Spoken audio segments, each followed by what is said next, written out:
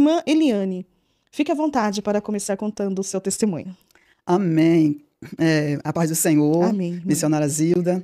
A paz do Senhor para todos os nossos irmãos que vão nos ouvir nesse testemunho, que Deus nos deu o privilégio de contar aqui no programa da nossa irmã, porque eu não contei em lugar nenhum. É mesmo? Tem 32 anos que essa história está guardada dentro de uma caixinha que eu não abri para ninguém, nem eu, nem os meus irmãos. Então vai ser aberto hoje aqui? Vai ser aberto hoje. Oh, glória a Deus. Glória a Deus, porque assim colocou no meu coração o Senhor, de agora começar a contar essa história, porque nós estamos vendo hoje em dia muitas coisas acontecendo. E antes de começar a contar, missionária, eu queria deixar uma palavra que está escrito lá em Efésios 4, quando fala assim, ó, não deis lugar ao diabo. O Senhor nos faz essa afirmação, porque quando se dá lugar ao diabo, tem as consequências. E muitas das vezes a pessoa está na igreja, cantando, pregando, orando, profetizando, Deus está usando e as pessoas estão com um espírito de engano.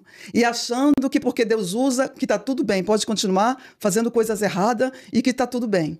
Mas as pessoas esquecem que o Senhor vai dando oportunidade para as pessoas se voltarem e se arrependerem.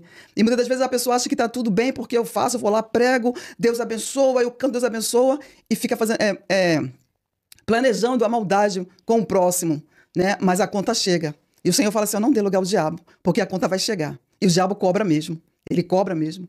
Então, antes de começar a contar, eu gostaria muito de falar essas palavras, porque lá no final, os ouvintes, os irmãos vão entender por que eu estou falando isso. Sim. E a minha história começou, né? Eu quero começar lá pela minha infância.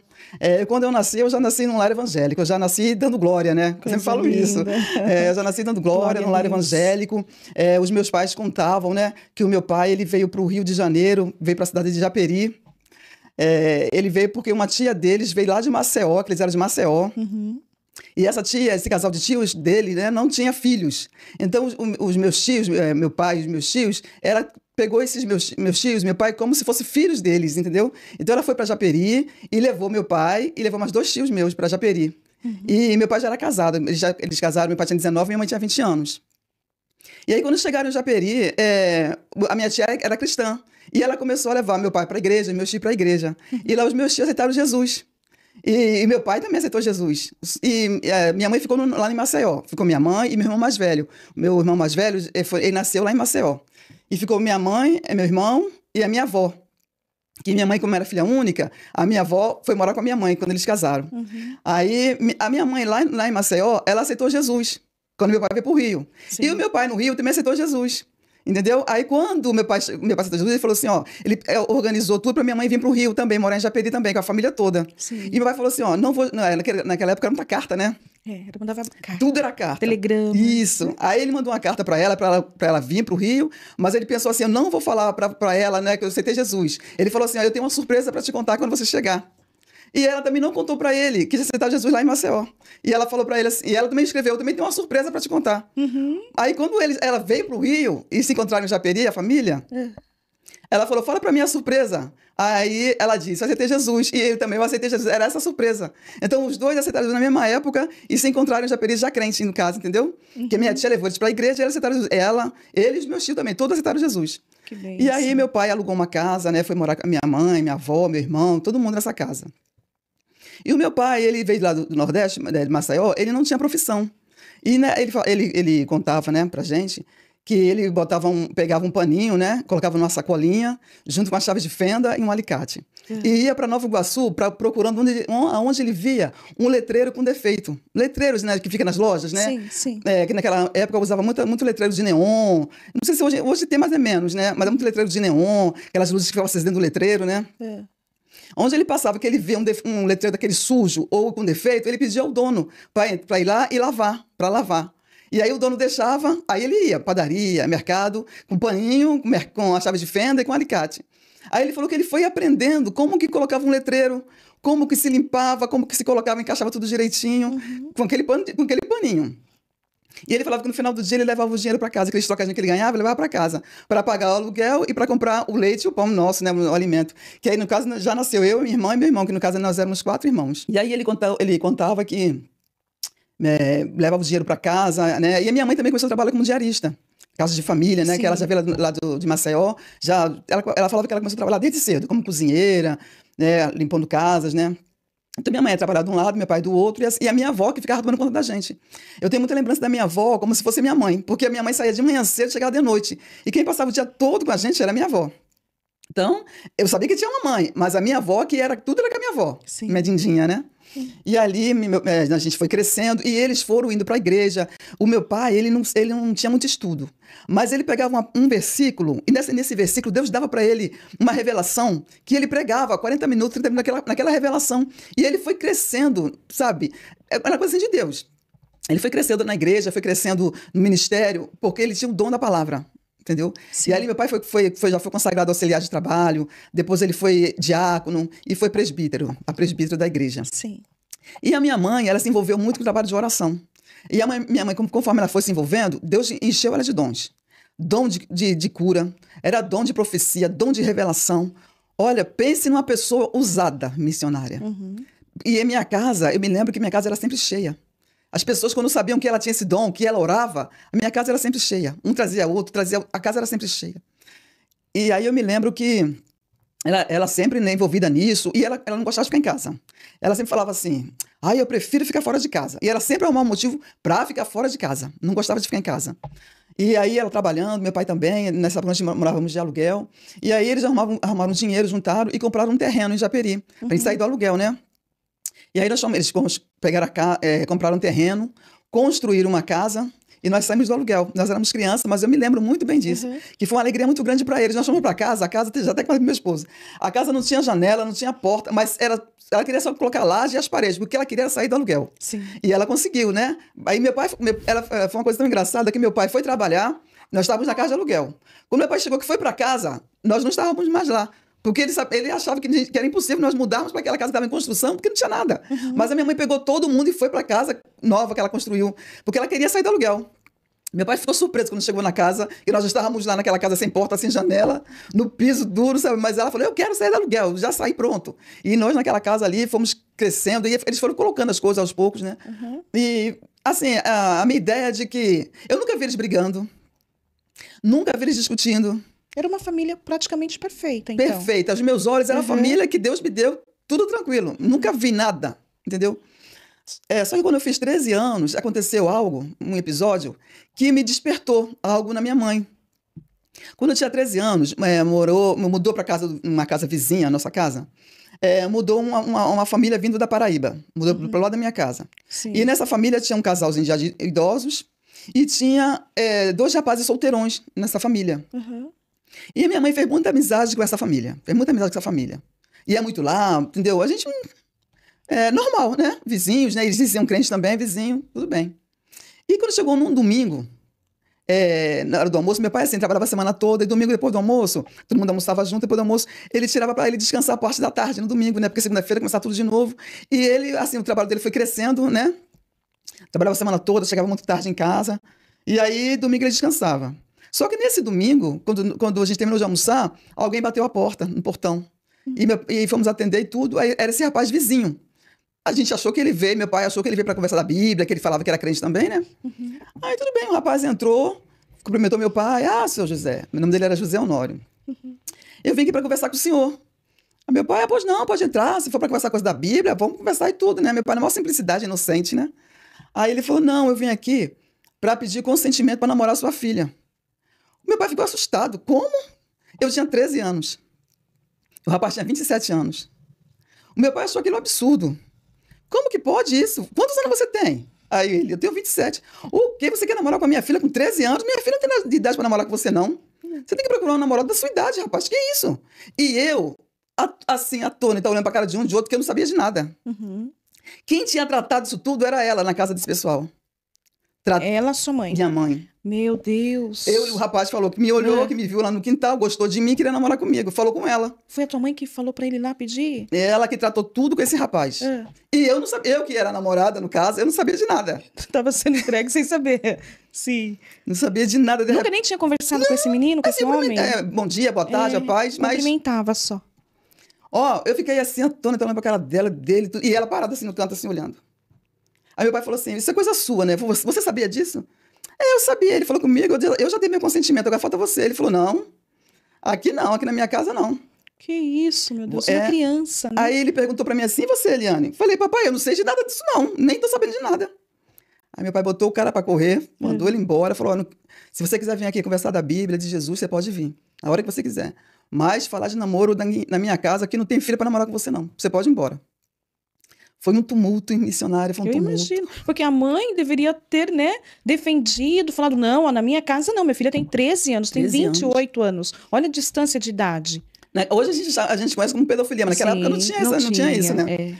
Mas, se fosse hoje, ele era um pedófilo, né? Porque misericórdia. E depois a tua mãe com o teu pai, eles conversando sobre o assunto? Meu pai brigou muito com ela, ele falou assim pra ela, assim, olha, você é culpado, você é responsável pela virgindade dessa menina, porque meu pai percebeu que nele ele só queria só... Maldade, tinha maldade. Ele estava com segundas intenções. Aí minha mãe falou assim, meu pai falou pra ela, você é responsável pela virgindade dessa menina, se acontecer alguma coisa com ela, que esse rapaz fizer, você vai ser responsável, falou pra ela. E eu fiquei assim, sabe, meu Deus, sem entender nada. Inocente nessa história. E tua mãe se posicionou? Aí meu pai foi para um canto, aí ela pegou e me chamou no canto. Aí falou assim, se você quiser namorar com ele, eu vou te ajudar. Olha só. Ai, meu Deus, a sua mãe.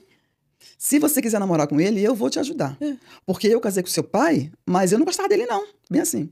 Eu só casei com o seu pai porque a sua avó me obrigou a casar com ele. Que era minha avó, né? Falou isso pra mim. Aí aquilo ali, eu tomei um susto, porque pra mim era um casal perfeito, eu nunca vi eles brigando. Meu pai sempre declarou amor por ela, sempre fazia tudo que ela queria. E ela também subiu boazinha assim. Eu fiquei assim, quando ela falou isso pra mim, me deu um choque, sabe? Meu Deus, o que é isso? Aí eu com 13 anos, eu fiquei pensando assim, eu pensei logo assim, eu nunca vou namorar com ninguém. Porque se eu for trazer alguém em casa pra me namorar, se eu não gostar dele e quiser terminar, ela não vai deixar. E se ela gostar da pessoa, ela vai ficar manipulando, vai fazer eu casar com quem eu não quero e vai acabar com a minha vida. Quando quiser terminar com a pessoa, ela não vai deixar. Então eu só vou namorar com uma pessoa que eu vou casar realmente. Quando Deus falar que é pra mim casar, que é do Senhor que eu vou casar, não vou namorar com ninguém quanto isso. Eu coloquei isso no meu coração. Mediante o que ela te disse. Porque eu fiquei com medo dela, entendeu? E ela continua na igreja orando, profetizando, tudo normal. Tudo normal. Meu Deus. Tudo normal. Mas assim, antes dos 13 anos, eu fui batizado com o Espírito Santo com 11 anos de idade. 11 anos de idade, naquela época tinha muita vigília. Hoje lá no Rio fala muito de monte, né? Lá é muito monte. Mas lá, naquela época era muita vigília. Aí lá na cidade de Japeri, as igrejas, né, marcavam a vigília. Aí eu gostava muito de ir nas vigílias. E teve uma vigília que eu fui que o pastor falou assim, quem quiser ser batizado com o Espírito Santo, é só da glória vai ser batizado. E eu com 11 anos fui para a vigília, glória, e fui batizado com o Espírito Santo. Mas que alegria, meu Deus do céu. Eu fui para casa falando de mistério, chorando, toda a palavra que eu queria falar saía mistério, não saía mais nada, só mistério. E aí eu falei, eu quero me batizar. Aí na igreja eu só podia batizar depois dos 12 anos, né? Não podia batizar antes, com 11 anos. Aí eu fui falar com o pastor, eu quero batizar, porque eu sou batizado com o Espírito Santo, eu quero participar dos jovens, eu quero participar da igreja, eu quero batizar. Eu com 11 anos, né, pastor? Vai levar teu caso para a igreja, terça-feira curso de doutrina, você vem, que eu vou falar com a igreja. Se a igreja aprovar, aí nós vamos quebrar aqui o estatuto, aqui você vai se batizar, tá bom. Aí eu fui na igreja na terça-feira e lançou o caso para a igreja, que eu já tinha sido batizado com o Espírito Santo, mas eu queria passar pelas águas. Aí a igreja apoiou, aprovou, e eu com 11 anos passei pelas águas. Teus pais aceitaram. Aceitaram, né? Então, quer dizer, a partir de 11 anos que eu fui batizado com o Espírito Santo, eu comecei a buscar mais a Deus. Eu tinha muita intimidade com Deus. Eu estudava, tudo, tinha minhas amizades, mas tudo, em primeiro lugar, é o Senhor. Então, quando minha mãe fez isso, eu senti alguma coisa estranha nela. Eu senti que eu não tinha que seguir ela. Sim. É como se o Espírito Santo já ficasse falando em mim. Vigia, cuidado. Eu senti como se não fosse que ela não estava sendo usada por Deus naquela hora. Se você quiser, eu vou te ajudar. Mas como que eu vou querer se eu nem conhecia o rapaz? E uma ajuda errada. Esse rapaz ia ter outras intenções da mal possível, porque o que um homem de 28 anos vai fazer com uma menina de 13? Pois é. Aí eu já comecei a sentir algo estranho nela a partir daí. Mas eu creio que já era o Espírito Santo em mim, Sim, claro já falando comigo, me revelando, né, o que estava acontecendo ali. E assim eu fiz, né? Aí meus irmãos, né? A gente fomos todo mundo na igreja, minha avó, meu pai. Mas assim, eu me afastei totalmente, nem cumprimentava mais esse rapaz, não cumprimentava mais, fiquei com medo do pavor dele. É um medo terrível, né? E ela, quando ela vinha falando não sei o quê, eu já saía de perto, tratava ela como minha mãe, com muito respeito, mas quando ela queria entrar nesse assunto... Ela sempre voltava no assunto? Voltava. Vai lá, ele tá em casa agora. Vai lá falar com ele. Ela tinha interesse também. Não sei como. Até hoje eu não consegui entender o que ela viu no rapaz. Eu só sei que eu fugia muito dele. Aí me envolvi na escola, me envolvi na igreja. E larguei ela pra lá. E terminou que o rapaz também largou pra lá também, entendeu? Viu que não teve jeito, largou. Aí quando eu fiz assim, mais ou menos 16 anos, né? Aí meu pai começou a crescer muito na empresa dele. Porque aí ele só saía para consertar letreiros. Mas de tanto consertar, ele aprendeu como que colocava. E aprendeu como fazia. Aí ele colocou uma lojinha só para consertar letreiros. Consertava, levava lá e instalava. Só que daí foi crescendo. E aí ele montou uma empresa de fazer letreiros. Letreiros, neon, ele já montou uma fábrica. E aí meu pai passou a ser um empresário. Na área, né? Aí meu pai pegou e falou assim pra gente, olha, tá muito difícil continuar aqui em Japeri, porque era de muito longe. A empresa dele era em São João de Meriti, nós morávamos em Japeri. E naquela época era trem, só tinha trem. Se você perdesse o trem, você ficava ilhado. Pense numa situação difícil. E naquela época eu me lembro muito que quando os passageiros ficavam revoltados porque o trem atrasou, porque não tinha trem, eles queimavam os trens, jogavam pedra no trem, que não tinha mesmo, o dia todo ficava sem trem. E aí meu pai, eu tenho que mudar daqui, eu tenho que morar perto da minha empresa. Porque perto da empresa eu vou poder dar mais assistência na empresa, né? Aí entraram em acordo lá, meu pai e minha mãe, aí eles alugaram a casa que nós morávamos em Japeri e foram morar em São João de Meriti, numa casa alugada. Até eles ver uma casa para poder comprar em São João de Meriti. E enquanto isso, a empresa do meu pai estava crescendo. Já tinha funcionários, né? Uau. O meu irmão, trabalhava lá como braço direito do meu pai. E Deus foi abençoando meu pai.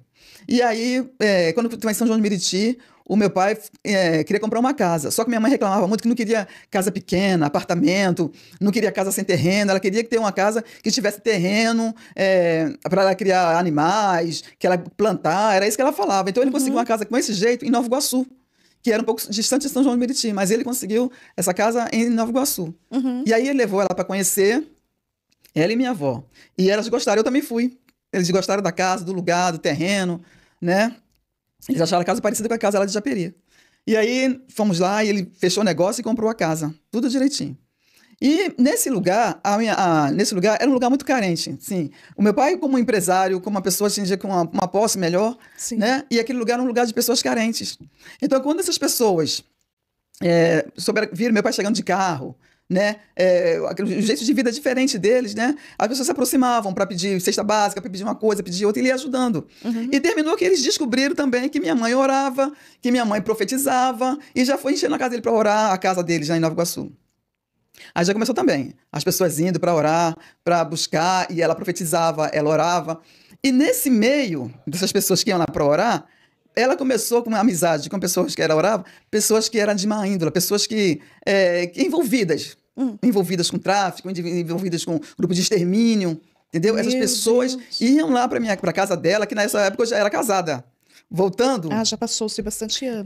Porque no caso, quando eles foram para São João de Meriti, aí lá, quando eu fui para lá, eu fui para uma igreja, né? A gente não conhecia igreja nenhuma, né? Aí uma amiga que a gente fez logo amizade com ela, levou a gente para essa igreja, e nessa igreja foi que eu conheci meu esposo. Né? Nessa igreja eu cheguei lá, me chamaram para cantar. Eu cantei, diz ele que se apaixonou desde quando eu cantei lá a primeira vez. A carinha dele. Diz ele que se apaixonou por mim desde quando eu cantei a primeira vez. Né, irmão? Não podia perder a oportunidade, né? Amor à primeira vista, ok. Ele disse que lembra até a roupa que eu tava, que eu não lembro. Ele falou que lembra até a roupa que eu tava vestida nesse Detalhista, dia. então. Muito. Que legal. E aí, nessa época aí, a gente já começou... Eu fiquei nessa igreja, congregando lá. Aí nós fizemos amizade, né? E aí tem aquela promessa que eu fiz pra Deus, que eu pedi a Deus, eu só quero namorar quando eu for pra casar, porque até então eu não namorei com ninguém. Quando chegava alguém interessado, eu saía fora. Que eu me lembrava logo daquele episódio, fiquei traumatizada. Falei, aí quando alguém falou pra mim que ele estava interessado, eu falei, eu vou orar. E eu fui orar. E quando eu fui orar, na noite que eu falei que ia orar, pedi a Deus, nessa mesma noite eu sonhei com ele a noite toda.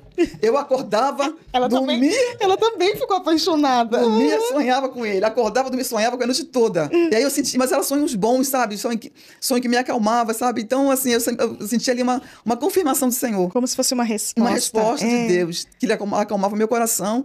E aí nós começamos a namorar, foram 9 meses, entre namoro, noivado e casamento. Rápido assim? Rápido assim. E estamos casados já há 41 anos. Glória a Deus, que maravilha. Glória a Deus. Crente não namora há muito tempo não, né? E daí vocês se casaram. Então você tinha 18 anos, mais ou menos isso. E nós nos casamos, né? Eles prepararam o casamento, pensa no casamento abençoado. E tua mãe aceitou ele? Aceitou. Só que, devido ao trauma que eu tinha, eu não falava muito com ela sobre ele. Sabe assim? Ah, você ficou receosa. Eu fiquei receosa, entendeu? Porque eu fiquei com medo assim. E se ela também não gostar dele? Aí vai começar a me influenciar pra terminar o namoro. Entendeu? Eu sempre tinha medo da reação dela.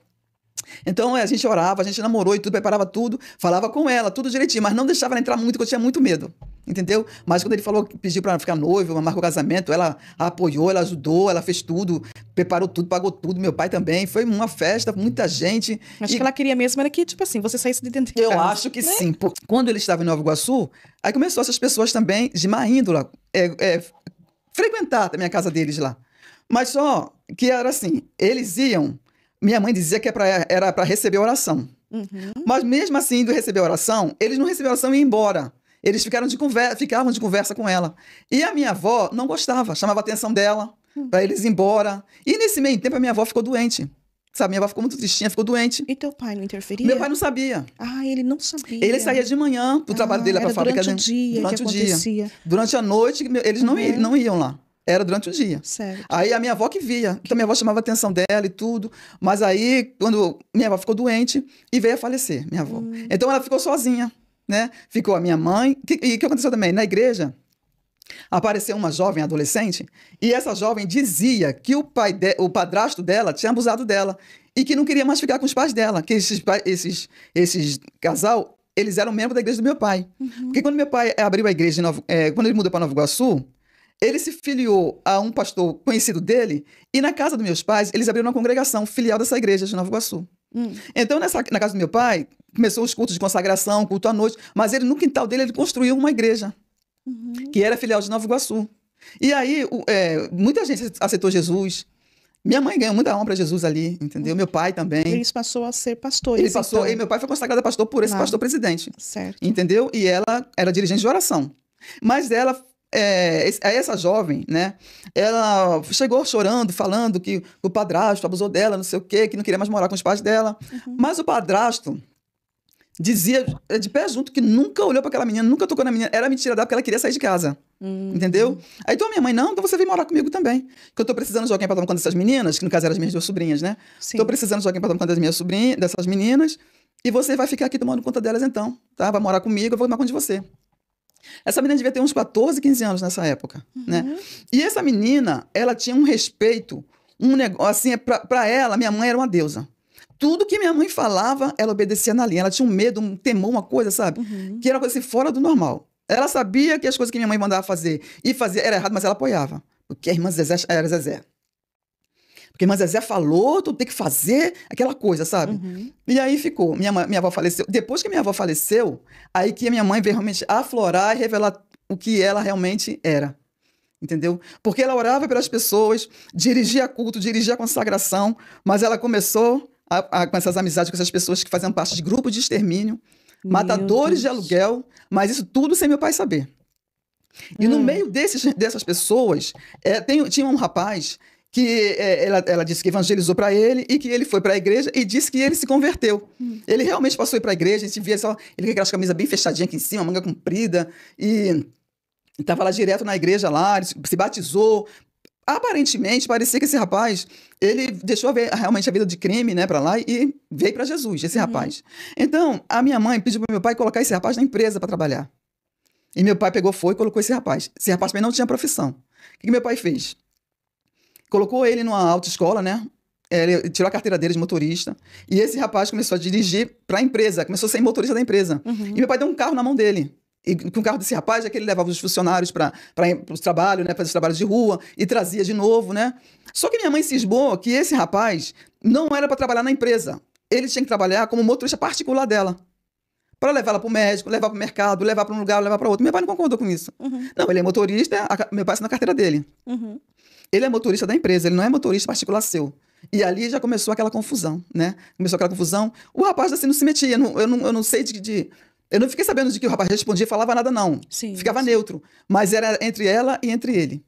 Então, nesse caso aí, que meu pai não concordava com ela sobre esse assunto, é que ela já começou... Ela pegou esse pessoal que ela fez amizade de extermínio, esses matadores de aluguel, e já começou ali a planejar a morte do meu pai. Meu Deus! Dirigia a consagração, dirigiu o culto à noite, profetizava, Deus revelava, e quando os crentes, os irmãos iam embora, ela se reunia com esse povo para arquitetar e organizar como que seria o encontro desse bandido com meu pai para matar o meu pai. Que malignidade era essa? E ninguém percebia nada? Porque agora a avó não tá ali, né, para puxar ela, explicar, falar, isso você não pode fazer. É isso aí, porque quando minha avó era viva, que minha avó via ela com esses rapazes, com essas pessoas, minha avó chamava a atenção dela. Então, esse rapaz já via que minha avó não gostava, eles saíam fora. E você estava na sua casa. A gente não sabia nada disso. A gente não sabia nada disso. A gente só veio saber dessa história assim nos mínimos detalhes, porque os irmãos da igreja, os membros da igreja, depois contaram pra gente nos mínimos detalhes. Então alguém também via a situação. Mas via. Também não contava. Não falava nada, porque assim, achavam que ninguém imaginava o que estava passando na cabeça dela e que ela, ao ponto que ela iria chegar. Ninguém. Porque assim, comigo, muito amor, com a minha irmã, muito amor, com meu irmão, com minhas filhas. Ela tinha uma paixão pelas minhas filhas. Se a gente precisasse de alguma coisa, na hora. Se a gente...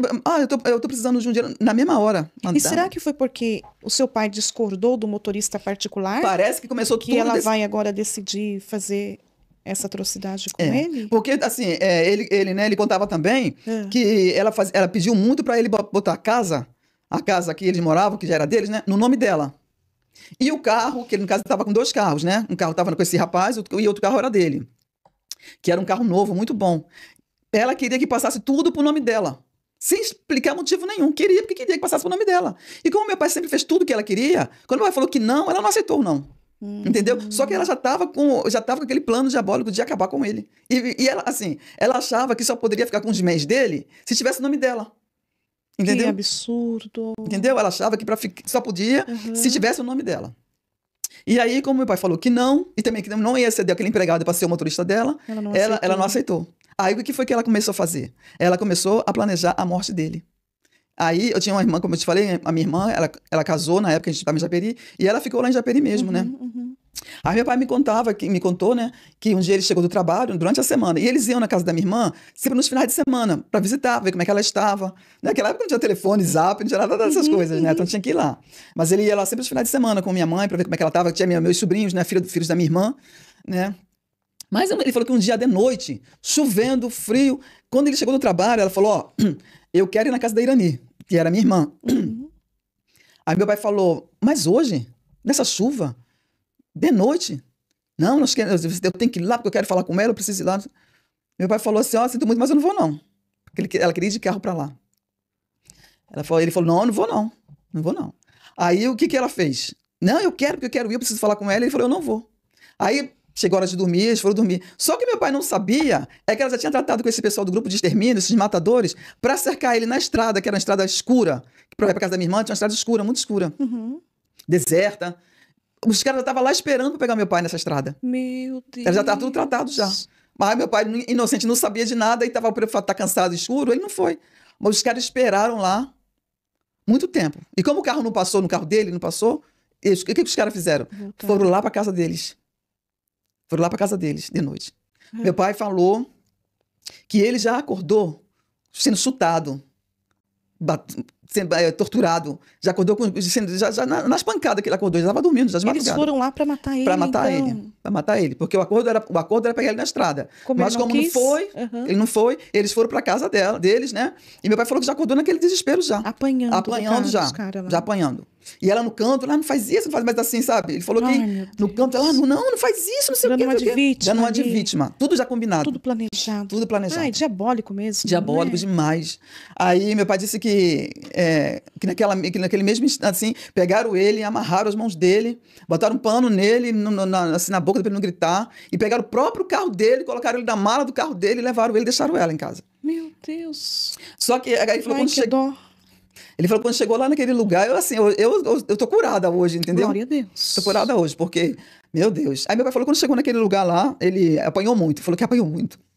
Ele contava que, meu Deus, apanhou muito. Aí ele falou que mesmo que quando ele estava apanhando naquele momento de tortura, ele disse que ele lembrava que uma semana antes, um pregador foi pregar na igreja dele, que ele era o pastor, e falou para ele assim, meu servo, tem um grande laço de morte preparado para ti. Mas eu, Senhor, não vou permitir a sua morte. Mas eu vou te mostrar quem é que está do teu lado e quem é que está planejando tudo isso contra você. Ele falou que no momento que ele estava apanhando, ele lembrava disso. Que o Senhor falou para ele uma semana antes.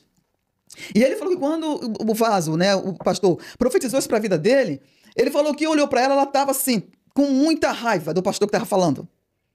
Ela estava com muita raiva. E depois ela falou para ele assim, não quero que você traga mais esse pastor aqui não, hein? Traz mais ele esse homem mais aqui não. Então ele foi, quando ele estava naquele momento lá na mão dos bandidos, ele lembrava que o Senhor falou que ele não ia morrer. Não, você não vai, eu vou te mostrar quem é que está por trás de tudo. E aí ele falou que naqueles momentos ali, aí ele falou que no momento do nada, um dos bandidos parou de bater nele e falou assim, sabe de uma coisa? Eu não vou te matar não. E eu vou falar para você quem está por trás de tudo isso. Porque, cara, ó, eu mato bandido, eu não mato pastor não. Eu mato bandido, eu não mato pastor não. E eu não mato pastor porque eu sou filho de pastor. Meu Deus. Coisa que acho que nem ela sabia. Meu pai é pastor e eu não mato pastor não. Eu mato bandido. Senta aí que eu vou te contar quem que pagou. Aí ele falou, aí começou. Você lembra do aparelho de som que tinha na sua casa? Olha, ela me deu, só a mulher que me deu. Para mim acabar contigo. Você lembra do dinheiro que sumiu na sua conta? X, falou o valor. Foi ela que me deu para poder acabar contigo. O matador começou a contar tudo. Tudo para ele. Tudo para ele. Você sabe, aí começou a falar as coisas que sumiram na casa, e quando ele chegava em casa do trabalho, que perguntava pelo aparelho de som, ela, é porque quebrou, eu botei no conserto. Mentira. Mentira. E isso tudo orando e profetizando na igreja, tá? E ninguém desconfiava de nada. Não dá para acreditar, né? Como camufla assim, parecendo tudo verdade. Ninguém desconfiava de nada. Aí o bandido parou de bater no teu pai e começou a contar tudinho. Sabe o dinheiro que sumiu da sua conta? Sabe aquilo que sumiu da sua casa? Começou a contar. E ele foi lembrando que realmente o aparelho de som, ela falou que tinha botado um concerto. O dinheiro que ela pediu para pagar um negócio era para o bandido. E quando ela terminou de pagar a última parcela do combinado, eles foram fazer o serviço. Ó, nós íamos te pegar na estrada de Japeri hoje à noite, mas você não foi? Nós viemos aqui, porque a gente já recebeu o trabalho, já recebeu. Quer dizer, tudo aquilo que o pastor havia profetizado para ele estava acontecendo naquele momento. Naquele momento. E ele falou que tinha certeza no coração que não ia morrer. Apanhou, mas não ia morrer. Entendeu? Porque Deus tinha falado com ele que ia mostrar, porque até então, missionário, a gente não olha ninguém. Não tem como imaginar, né? Como que uma esposa, uma mãe que está dentro da igreja, se ela não estivesse na igreja e dando, né? Apesar que estava na igreja, dando lugar para o diabo do mesmo jeito, né? Não ia desconfiar nunca. Ninguém desconfiava nunca. Mas e daí, depois, quando ele volta? Meu pai, aí ele pegou, foi e soltou meu pai, devolveu algumas coisas que estavam com ele lá ainda. Devolveu? Algumas coisas que estavam com ele e falou assim, ó. Porque ele falou que eu sou filho de pastor e eu não mato pastor. Ele era consciente. Ele era consciente. Um bandido consciente. E falou assim, olha, vou te soltar, mas você nunca denuncia a gente pra polícia. Se você denunciar a gente pra polícia, a gente vai pegar você e vai terminar o serviço. E liberaram ele. Só que nesse meio tempo, enquanto meu pai estava lá, com os bandidos, ela foi na casa dos vizinhos, que eram os irmãos da igreja, que a maioria dos irmãos morava perto, né? Ela foi na casa dos vizinhos, tudinho, levaram meu marido, mataram meu marido. E saiu falando pra todo mundo que meu pai estava morto já. Tá morto. Sequestrado. Foi sequestrado. E naquela época tinha muitos sequestros de empresários. Sim. Então, assim, era fácil de falar. Meu pai ser empresário, morando naquele lugar. Ninguém ia imaginar que fosse ela, né? Tudo diabólico, tudo diabólico. Sequestraram ele, levaram e mataram ele. Quer dizer, como que ela sabia que se matou, não? Porque ela já sabia que o final seria a morte, né? Ela tinha dentro dela uma certeza. Tinha certeza. Esqueceu que Deus ia entrar e interferir. Mataram ele, levaram ele, mataram ele. Aí ela falou que ela mesma abriu igreja, que a igreja ficava do lado da casa dela, né? Abriu igreja, os irmãos entraram, aí os irmãos chorando, os irmãos desesperados. Quer dizer, o que está acontecendo? Os irmãos tudo foi pego de surpresa, né? Todos os irmãos e tudo. E aí meu pai chega. Quando ela olha que vê meu pai chegando no próprio carro dele, dirigindo, meu pai falou que ela parecia um fantasma, de branco que ela ficou parada olhando pra cara dele. E ele falou assim, não precisa você chorar, porque eu já sei de tudo o que você fez. E falou para os irmãos da igreja vieram abraçar ele, né? Irmão Janório, o senhor está vivo. Mas Zezé falou que mataram o senhor, que sequestraram. Não, eu estou bem. Quem armou tudo isso aqui foi ela mesmo. Ele contou para os irmãos que foi ela que fez. Quem armou tudo isso aqui foi ela mesmo. E a partir de hoje, eu vou sair um pouco daqui e não vou mais ficar aqui, não. Vou sair daqui. Se vocês quiserem procurar outra igreja para vocês ficarem, vocês vão, mas eu vou dar um tempo daqui. E você, Zezé, depois a gente conversa, que chamava ela de Zezé. Não, mas eu não fiz nada, já começou a se defender. Mas eu não fiz nada, eu não tenho nada com isso. Tá me dando nervoso aqui. Eu já tô curada, Jesus me levou para um outro lugar para me curar, entendeu? Mas assim, na época... Não é simples, né? Nem contar e nem ouvir uma história dessa. Olha, muito revoltante mesmo. Eu e meus irmãos, meu Deus. Então, quer dizer, isso foi tudo de madrugada, né? Quando você estuda na madrugada, quando eu tô na minha casa, do nada aparece meu pai. Ele foi pra minha casa, que eu morava em Vilar dos Teles, né? Eles moravam em Nova Iguaçu e eu tava em Vilar dos Teles. Meu pai chega na minha casa, chorando, olha... Tadinho. Mas chorando igual criança. E ele estava muito machucado? Ele estava com um cortezinho na testa. E estava meio roxo, assim, muito chute na cara. Quantos anos tinha teu pai? Meu pai, nessa época, deveria ter uns 54, 55. Era novo, mas mesmo assim, né? Aí ele chegou chorando muito, chorando, mas chorando igual criança. A pressão dele subiu muito, entendeu? Ele teve que passar primeiro no hospital para tomar uma injeção, para poder abaixar um pouco a pressão. Ele estava muito alta. Antes de ir para minha casa, ele passou no médico, no hospital. Falou que tinha sofrido um acidente, não falou o que tinha acontecido realmente. Nem quis contar a verdade para não denunciar os meninos. Isso, não denunciar. Que mesmo sendo perigosos e bandido, foram leal com ele. Ele não queria contar. Aí ele pegou, foi, né? Aí me contou, aí chorando muito, aí entrou, contou. Mas ele contando, sabe, eu não conseguia acreditar. Parecia uma história, né? Olha, parecia, não é? Parecia que ele não estava inventando. Eu não conseguia, assim, ligar o que ele tá, aquela mulher que ele estava falando com a minha mãe. Para mim, porque a gente, pra gente, pro meu esposo, ela era uma mãe, não era filho. Uma consideração com o meu esposo, com o meu outro cunhado, mas assim, um amor pelas minhas filhas. Meu pai falando, a gente não acreditava que ela, aquela mãe, se meteu com um bandido para fazer um negócio desse. E na igreja. Enganando o povo, mentindo pro povo. Foi difícil acreditar. Meu Deus. Aí, nessa época, né, minha sogra, ela tinha uma casa lá em Saquarema. Não sei se você já ouviu falar em Saquarema. Não. Saquarema, região dos Lagos, lá no Rio de Janeiro. Aí eu pedi a casa dela emprestada para levar meu pai para lá. Aí ela emprestou, deu a chave, emprestou. E aí foi eu e a minha irmã, minhas filhas, meu sobrinho, junto com ele lá para Saquarema. Passamos uns 4 ou 5 dias lá. Para ele descansar um pouco, entendeu? Para ele fugir um pouco daquela situação. E ela não sabia onde que ele estava, e ela ficou procurando ele igual louca, cadê ele? Porque para poder falar que não era ela que tinha feito aquilo, entendeu? Eu só sei que eu não sei como, pastora, que ela achou a gente lá em Saquarema, sem endereço, ninguém falou para ela, do nada ela apareceu lá na casa da minha sogra, em Saquarema, onde a gente estava.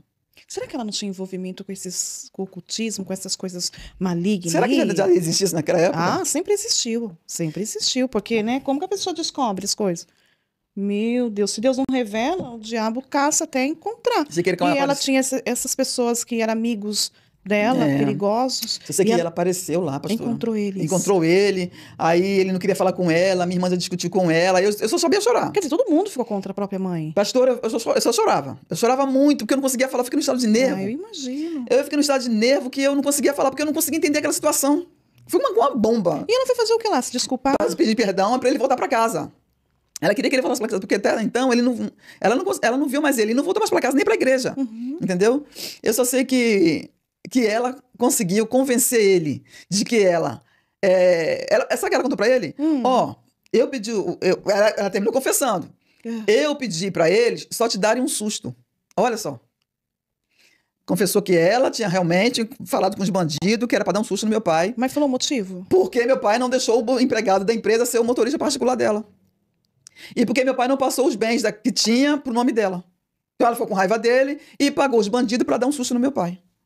Aí meu pai, você imagina que susto de bandido, como que é susto de bandido? Bandido é mamata, bandido não tem coração. Se não fosse Deus me livrar, eu essa hora não estava contando a história. Meu pai falando com ela lá em Saquarema, perto da gente.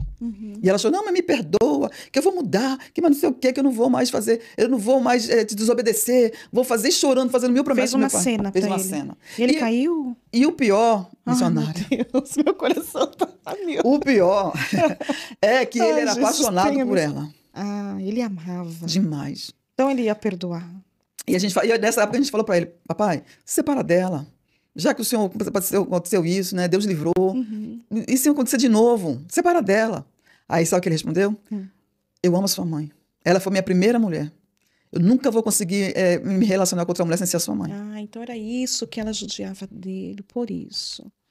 Aí eu só sei que arrumaram um jeito. E nessa época, aí, né, eles alugaram uma casa em Saquarema, ficaram morando lá no tempo em Saquarema, mas a empresa lá em São João. E ele, o que aconteceu? Ele ia para a empresa em São João durante a semana e dormia na minha casa, em Vila dos Teles. Dormia na minha casa. De manhã cedo ele saía, ia para a empresa dele, e final de semana ele ia para a casa dela em Saquarema. Ah, ficou nessa vida. Ficou nessa vida. Mas para Nova Iguaçu ele não voltou mais. Entendeu? O que aconteceu? Nesse período, Deus começou a abençoar muito a vida dele financeiramente. A empresa dele. E ele conseguiu ganhar uma licitação para fazer um trabalho na Plim Plim. Pode falar? Só plim-plim. Só plim-plim. Isso, tá bom. Nossa, ele muda de patamar, muda de posição, muda de nome. Muda de nome, Ok. aí a empresa dele ganhou para fazer uma cidade cenográfica para uma novela que ia estrear. Aí ele ficou tão feliz, sabe? Que aí ele foi a empresa dele, né? Fez o trabalho todo daquela novela, uma novela que já repetiu umas 3 ou 4 vezes ou mais, né? Várias vezes, né? E a empresa dele que fez. Aí, nessa época, ele ganhou um carro novo, com forma de pagamento, né? Um carro novo, e ganhou muito dinheiro nessa emissora, fazendo essa cidade cenográfica lá. Aí terminou a cidade cenográfica, com o dinheiro desse trabalho, ele comprou uma casa, perto da minha casa. Da minha casa para essa casa que ele comprou, era uns 10 minutos a pé. Bem pertinho, bem pertinho. Ele comprou uma casa lá e aí trouxe ela... Ai, meu Deus do céu. Para morar nessa casa. Ela começou a ser assustadora agora. Aí trouxe ela para morar na casa. E aí trouxe ela, as 2 meninas, que no caso era minha sobrinha, e essa adolescente, que ela morava na casa lá em Nova Iguaçu, né? Nessa história. Aí veio todo mundo junto, as minhas sobrinhas dela e essa adolescente, para essa casa lá perto da minha casa. Aí o que eu achei bom? Porque perto da minha casa eu posso coordenar, eu posso ir lá sempre, tá visitando, tá vendo quem tá entrando lá, quem não tá saindo, conversar mais com ela, entendeu? Ver o que tá passando na cabeça dela, como que ela tá. Entendeu? Então, assim, ele pegou esse dinheiro, comprou essa casa à vista, uma casa boa, sabe? Lá comprou a casa e tudo. E nesse período também, ele ganhou também uma licitação para trabalhar numa grande escola de samba lá no Rio. Aí, né, para fazer todo o trabalho de letreiro, de neon dessa escola de samba, porque pro desfile na Samboca, na Sapucaí, lá no Rio. E essa escola de samba nunca tinha ganhado um troféu, nunca tinha ganhado primeiro lugar. E no ano que ele trabalhou com a empresa dele, essa escola de samba ganhou em primeiro lugar. Aí ele ganhou muito dinheiro com essa escola de samba, em primeiro lugar. E como a escola de samba foi campeã, tinha que desfilar de novo no sábado.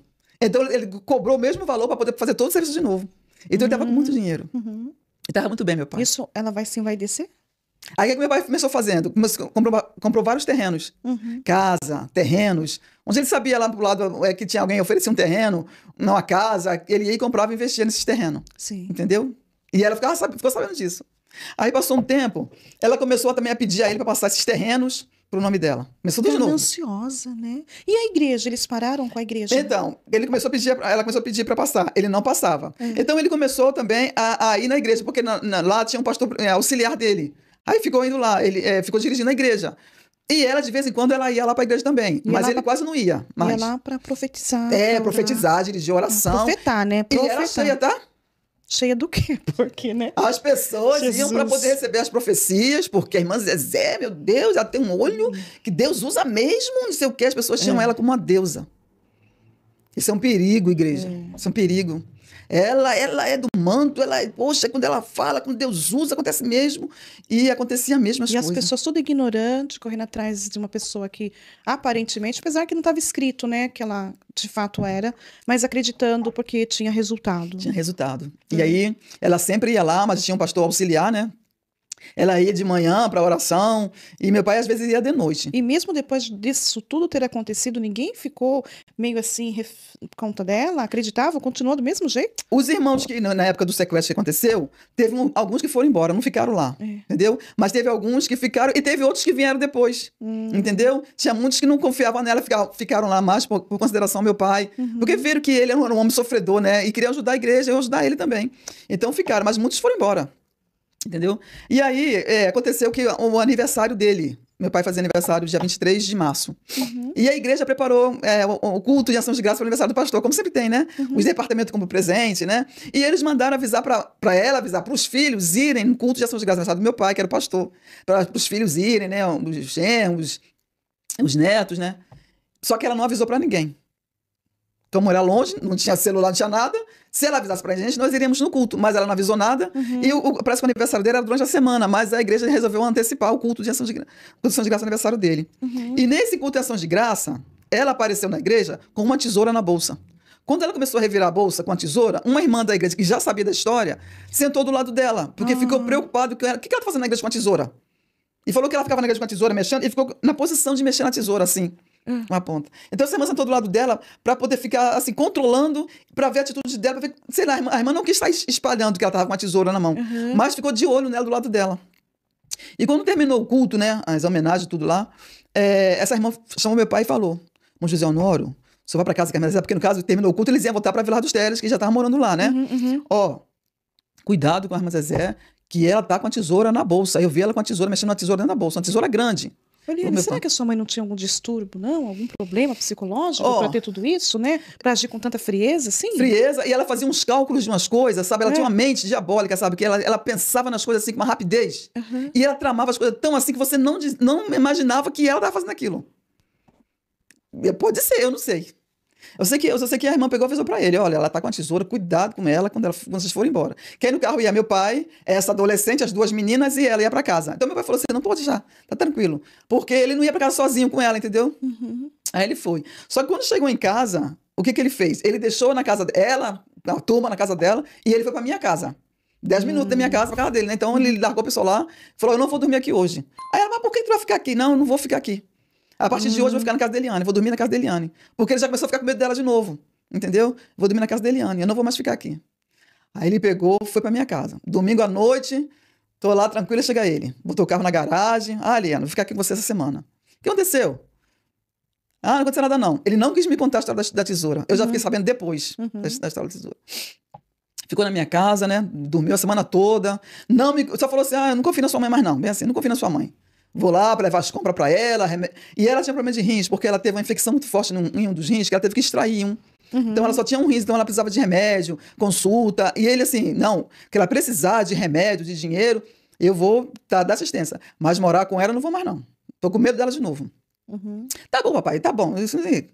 Assim, gente, eu não acreditava que ela poderia fazer alguma coisa depois daquela choradeira, daquele pedido de perdão, entendeu? Daquele jeito dela. A gente não acreditava que ela ainda poderia pensar em fazer alguma coisa com ele ainda, entendeu?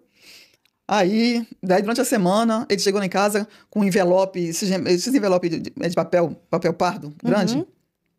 Foi numa quarta-feira. Aí ele chegou e falou assim pra mim, olha, Eliane, você guarda esse documento pra mim aqui, esse documento. Aí, o que tem aí, papai? Ó, aqui tá todos os documentos de todos os terrenos que eu já comprei. Tá aqui. Você guarda esses documentos. E aí dentro também, Eliane, tem uma apólice de seguro. Seguro, eu fiz um seguro no nome da sua mãe e no nome de vocês duas, que era eu e minha irmã. Não coloquei o nome do seu irmão, não, porque ele é homem, ele sabe se virar. Meu irmão. Sabe se virar. Mas eu coloquei o nome dela, e de seu e da sua irmã. Você guarda aí dentro desse envelope aí. Porque a sua mãe, sem saber desse seguro, olha as palavras dele. Sem saber desse seguro, ela só fala em me matar? Imagina se ela ficar sabendo que eu fiz um seguro de vida no nome dela. Falou bem assim pra mim. Eu falei, para com isso, papai. Até que esse negócio dela vai te matar. Para com isso, papai. Tá bom, vou fazer sua cama, você dormir. Não, ó. Tem mais. Dentro desse envelope tem uma carta. Essa carta, você não abre essa carta agora, Eliane. Se um dia precisar, você entrega essa carta pra polícia.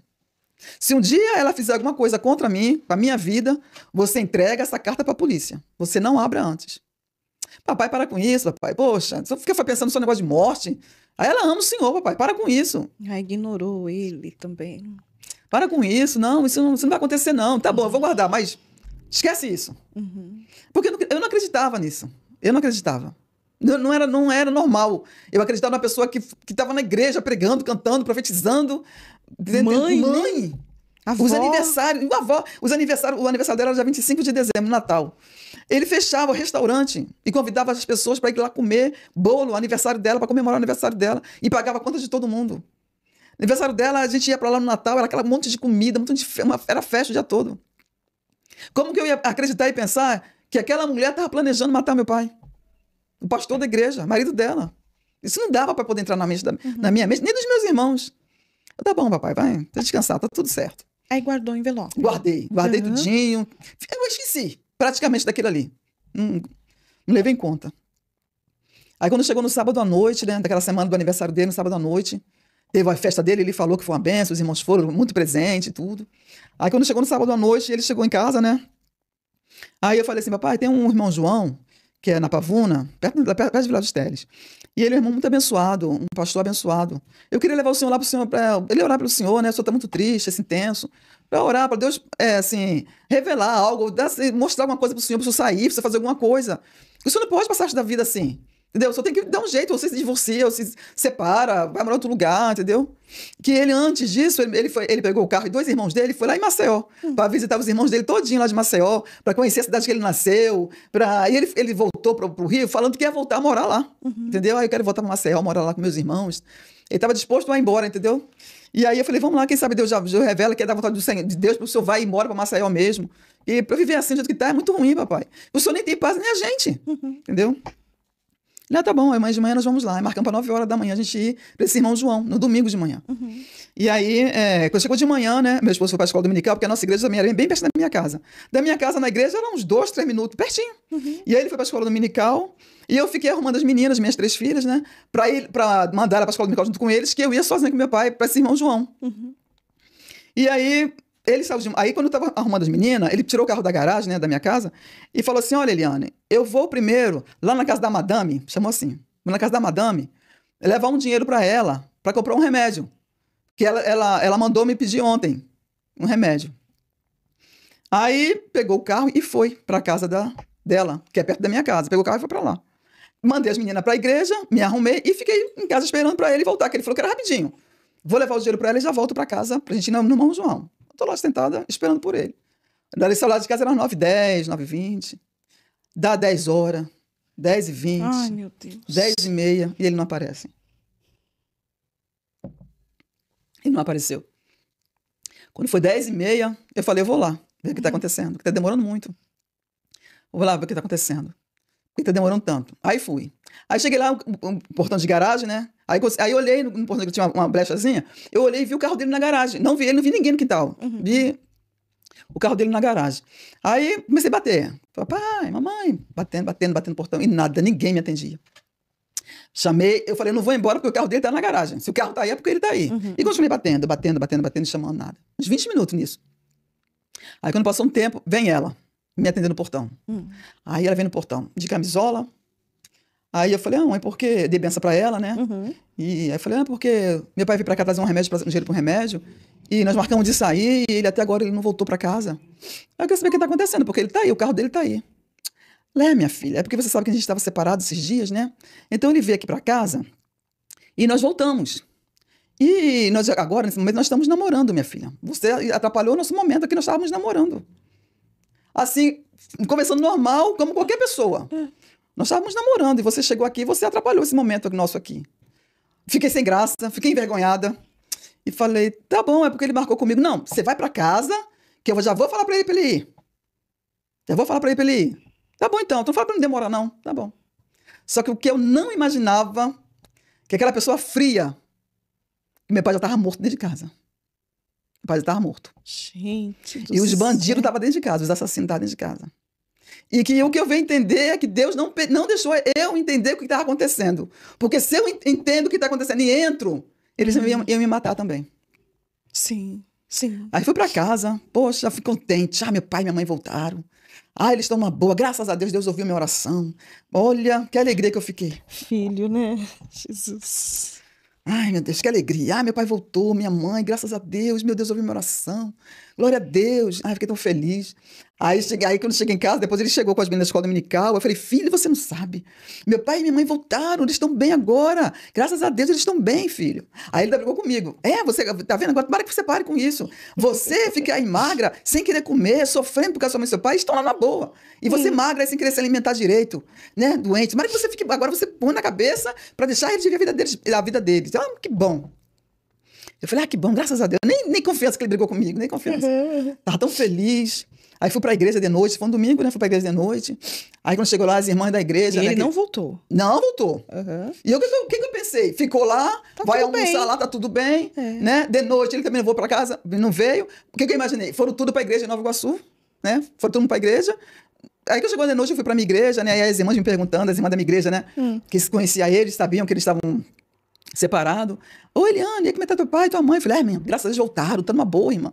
Deus abençoou, graças a Deus, eles voltaram, estão numa boa. Falava com as irmãs da igreja no domingo à noite. Toda inocente, meu Toda Deus. inocente. Aí, né, terminou o culto, eu fui pra minha casa, né? Aí vamos dormir, né? Aí quando chegou mais ou menos por 6 horas da manhã, aí a gente acorda com a polícia batendo no portão. Meu portão, a polícia. Aí, né, ele tinha que trabalhar, mas nesse dia ele perdeu a hora, Deus, né? Nesse dia ele perdeu a hora. Aí meu esposo que foi atender o policial no portão, né? O carro da polícia, tinha 2 policiais. Aí meu esposo foi atender. E eu fiquei na porta olhando, né? Porque eu não entendi nada. A polícia no meu portão, 6 horas da manhã. Nem imaginou nada. Não, nada. Com aquela luzinha da polícia ligada, né? Ali, no meu portão. Aí ele foi atender os policiais. E os policiais depois entraram no carro, falaram um negócio com ele, entraram no carro e foram embora. Ele, ao invés de entrar para dentro da nossa casa, para me contar que eu tô, filho, o que foi? O que foi, filho? Ele fez para mim, peraí. E entrou no quintal da casa da mãe dele, que era do lado. Entrou pra casa da mãe dele. E eu tô sem entender nada. Quando ele entrou, eu fui atrás dele. Filho, o que foi que aconteceu? Fala comigo, filho, o que foi que aconteceu? Aí ele olhou pra mim assim, bem dentro do meu olho, e falou, neguinha, mataram seu pai. Ai, irmã. Aquela hora ali, meu chão. Meu Deus. Foi difícil demais.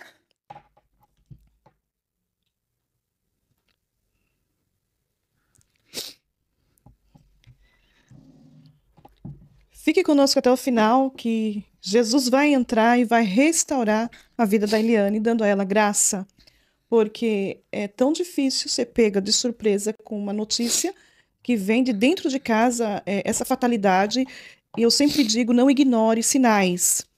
Não ignore sinais. A gente não pode afirmar nada, porque é o testemunho que ela veio contar. Se essa mãe tinha algum problema psicológico, né, dá a entender que sim, porque parece que é uma pessoa boa, mas ela está camuflando, ela está agindo com as 2 personalidades aí. Friamente, dá notícia, filha, volta para casa ali, celebrando, contando para todo mundo que mamãe está bem, e recebe essa notícia aí de que o pai agora já está morto. Quando uma coisa não dá certo na primeira vez, uma opinião minha, e a minha opinião pode não servir para todos, e está tudo bem, mas é o que eu penso, não deu certo a primeira vez, não insista a segunda vez. Pode ser que a pessoa não mudou, que foi exatamente... E essa é uma das histórias que eu conheço, mas tem outras também que também acabou assim. Assassinato, feminicídio, eles não perdoam. Então, se não deu certo, reveja, busque ajuda. Enfim, é difícil até te falar aqui, esse testemunho vai ser uma bênção. Mas saindo aqui um recado para todos vocês, que em parte nós temos que orar, mas em parte nós temos que agir. Jesus dá sinais. E nós que ignoramos os sinais. Muitas coisas nós atributamos ao Satanás, ao diabo, ao capeta, ao nhonho, ao que você queira pensar aí. E muitas vezes é a própria pessoa que está ali, doente, claro que tem a participação dele, não vamos tirar ele, porque se não é Deus, é ele que está fazendo e está agindo. Mas cuidado.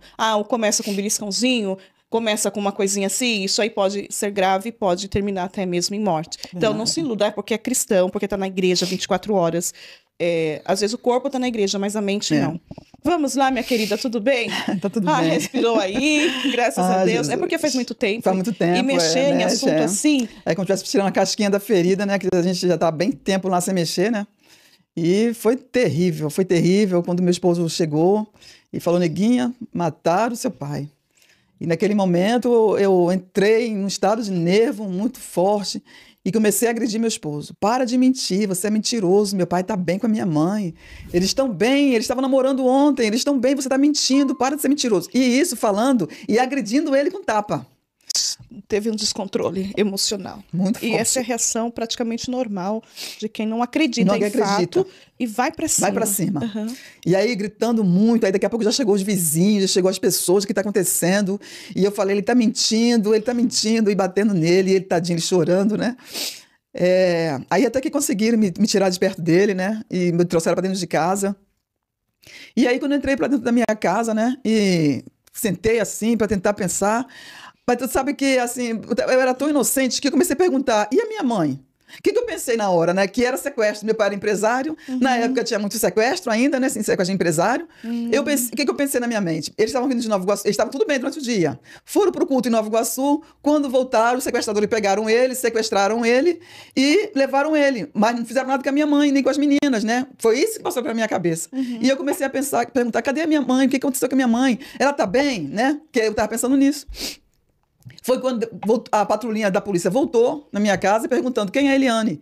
Aí falaram, essa daqui, sou eu.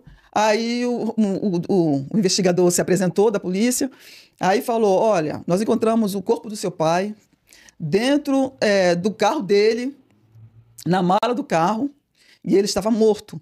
E Ele deixaram o carro lá, porque tiraram o carro da garagem para levar ele para desovar o corpo dele em algum lugar. Só que o carro era novo e tinha segredo. E eles não sabiam desse segredo do carro. O carro andou uma certa quilometragem, né?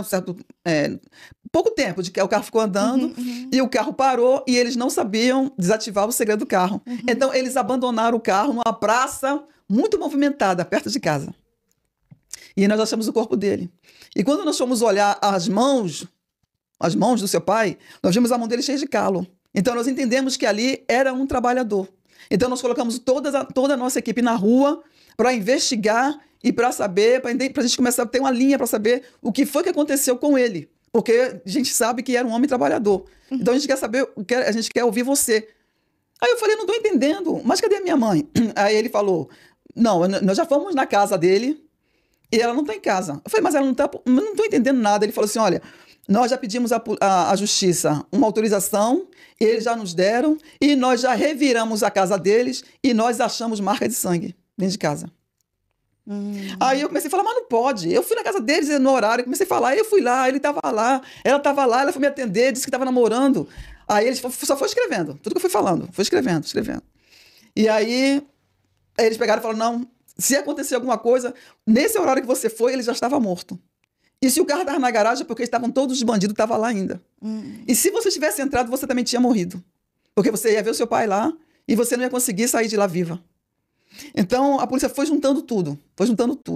Aí achou também um vizinho, que eles tentaram tirar o carro da garagem com o corpo do meu pai dentro da mala do carro. Tentaram tirar ele da garagem, o carro da garagem, para sair com o carro. Só que eles não sabiam dirigir direito. Então eles foram na casa do vizinho, pedir pro vizinho ir lá e tirar o carro da garagem para eles. Meu Deus. E aí foi. E aí o vizinho falou, tava ela e mais um rapaz e mais essa adolescente. Entendeu?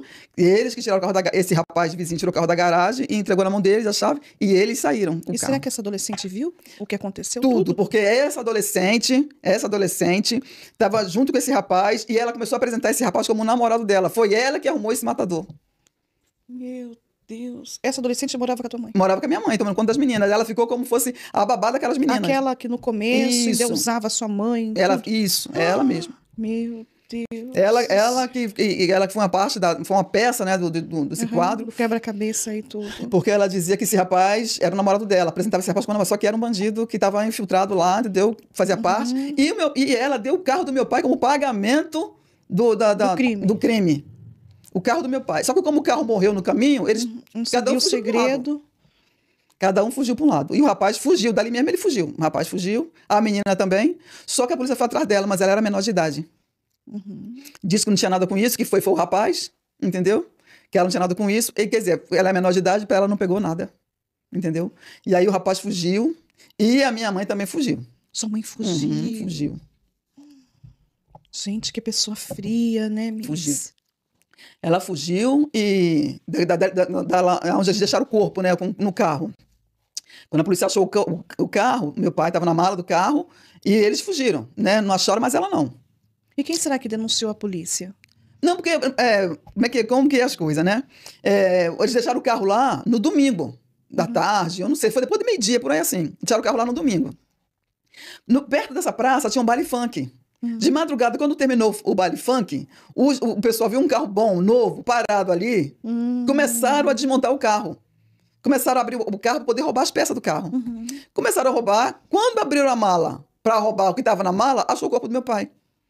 Os próprios funkeiros ligaram para a polícia dizendo que tinha um carro abandonado na praça com um corpo dentro. Entendeu? Foi aí que a polícia foi e achou o corpo do meu pai. Com todo o documento no bolso dele, relógio, tudo dele. Estava lá. Quer dizer, não queriam roubar nada. Não queriam roubar nada. Queria só matar ele. Para se livrar dele. Para se livrar dele. E como que foi encontrar essa sua mãe sumida? Aí ela sumiu. Aí começou a polícia, imprensa, todo mundo atrás de mim.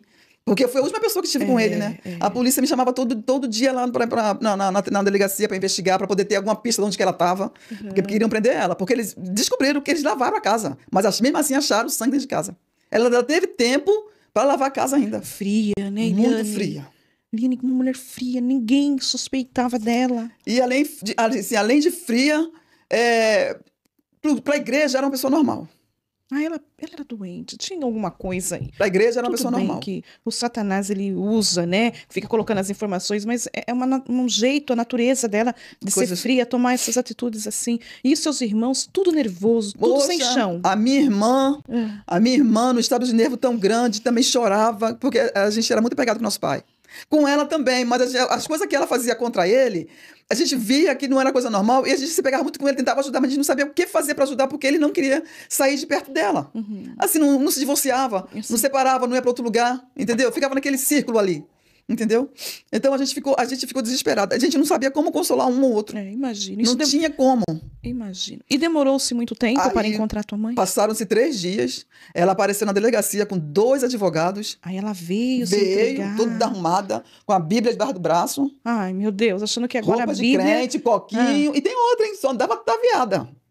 Bem ataviada, com coquinho, manga comprida, vestidão lá embaixo, Bíblia debaixo do braço. E aí foi lá. Quando ela chegou lá, os repórteres cercaram ela na delegacia, né? Para entrevistar, para saber. Aí a primeira palavra que ela falou foi: não se tira a vida de ninguém. Jamais eu teria coragem de tirar a vida do meu marido. Não fui eu que fiz isso, eu vou provar para todo mundo que eu não tive nada a ver com isso. E já entrou na delegacia falando isso. Aí o delegado sentou ela lá. Aí quando ela estava lá bem sentada, né, dizendo que eu não tive nada, o delegado abriu a carta que meu pai deixou. Ah, e aquela carta do envelope, você lembrou da carta? Abriu a carta. Aí começou a ler. Aí começou a ler as coisas que meu pai tinha falado. Que meu pai escreveu. Que no dia tal, hora tal, momento tal, que foi levado de casa. Aí começou a contar tudinho. E que na hora os bandidos me bateram muito, mas no final eles disseram que não ia me matar, ia me contar o que aconteceu. E começaram a mostrar as coisas que tinham sumido da minha casa. E disseram que foi a minha esposa que tratou tudo. E realmente eram as coisas que tinham sumido. E eu tô deixando isso aqui escrito e assinado, porque se acontecer alguma coisa comigo, vocês podem ter certeza que foi a minha esposa. Na frente dela, o delegado lendo. Na frente dela. Ela ficou sem chão, sem saber de nada, sem reação, porque ela não sabia da existência dessa carta. E como ele não tinha denunciado na polícia naquela época, ela achou que ia sair impune, que ninguém ia ficar... Como que alguém ia provar alguma coisa? Ela não sabia da carta. Aí o delegado falou assim: olha, eu vou pegar seu depoimento, porque eu tenho que fazer isso. Mas se dependesse de mim, eu já deixava a senhora presa hoje. Mas a senhora não se afaste do lugar que a senhora mora, porque a casa, né? Endereço reconhecido, né? A senhora tem seu endereço fixo aqui, a casa é sua. A senhora não sai da sua casa, a senhora fique fixa na sua casa, porque nós vamos ficar de olho na senhora. E vamos terminar o inquérito. E assim que terminar o inquérito, nós vamos mandar para o juiz. E eu tenho certeza que o juiz vai mandar prender a senhora. Porque tudo que está escrito aqui, todos os depoimentos que nós já ouvimos, tudo leva a crer que a senhora queria tomar posse dos bens do seu esposo e queria ficar com seu amante. Que esse rapaz, que era o motorista, ela estava apaixonada por esse rapaz. E queria ficar livre do meu pai para ficar com esse homem. Meu Deus do céu. E aí... Os advogados dela não teve nem como se defender ela. Não tinha nada. Como. Mediante agora uma carta assinada por ele. E o delegado falou assim: ó, e essa assinatura aqui nós já fizemos, já tinha feito o teste já. Naquela época chamam de talão de cheque, né? Isso. Eu não sei como, ele já tinha achado um eles cheque. Eles são muito rápidos para provar. Ele já tinha achado um cheque com a assinatura do meu pai e compararam com outra assinatura dele mesmo. Tudo dele. Tudo dele. Aí ela foi embora, né, falando: não, porque que carta é essa que eu não sabia dessa carta, não sei o quê. Desesperada, mas ela teve que voltar para casa dela, porque os policiais acompanharam ela na casa dela, só não pode sair da casa. A senhora sair daqui, nós vamos botar a senhora na cadeia. Acompanharam ela ficou dentro de casa, e com as 2 meninas, não, com as 3, no caso as 2 meninas que eram minhas sobrinhas, né, e com a outra adolescente, né, e o cara fugiu. Irmã Eliana, mas e essas 2 adolescentes, que moravam com a sua mãe, elas estavam dentro da casa no dia? Estavam dentro da casa. Aí a minha mãe trancou essas 2 meninas com a adolescente em um dos quartos, né, e ela ficou também no quarto. Quer dizer, ela planejou tudinho, mas não participou. Né? Quem fez foi esse rapaz. Só que o outro rapaz, que ela queria que fosse motorista dela, estava na casa também. Que era funcionário da empresa. Que era funcionário do meu pai. Estava junto. Aí, a menina dentro de casa e tudo. Quando ela fugiu, ela levou as meninas. Quando ela voltou para a polícia com esses 2 advogados, ela já não trouxe as meninas. Deixou essas meninas na casa de uma irmã amiga dela. Uma irmã que ela também tinha ela como uma deusa. Também tinha. Então, ficou com essas meninas na casa dela. Ela voltou para casa sozinha. E eles mataram teu pai como? Com faca. Com faca. É arma fria que fala, né? Isso. Arma branca. Arma branca.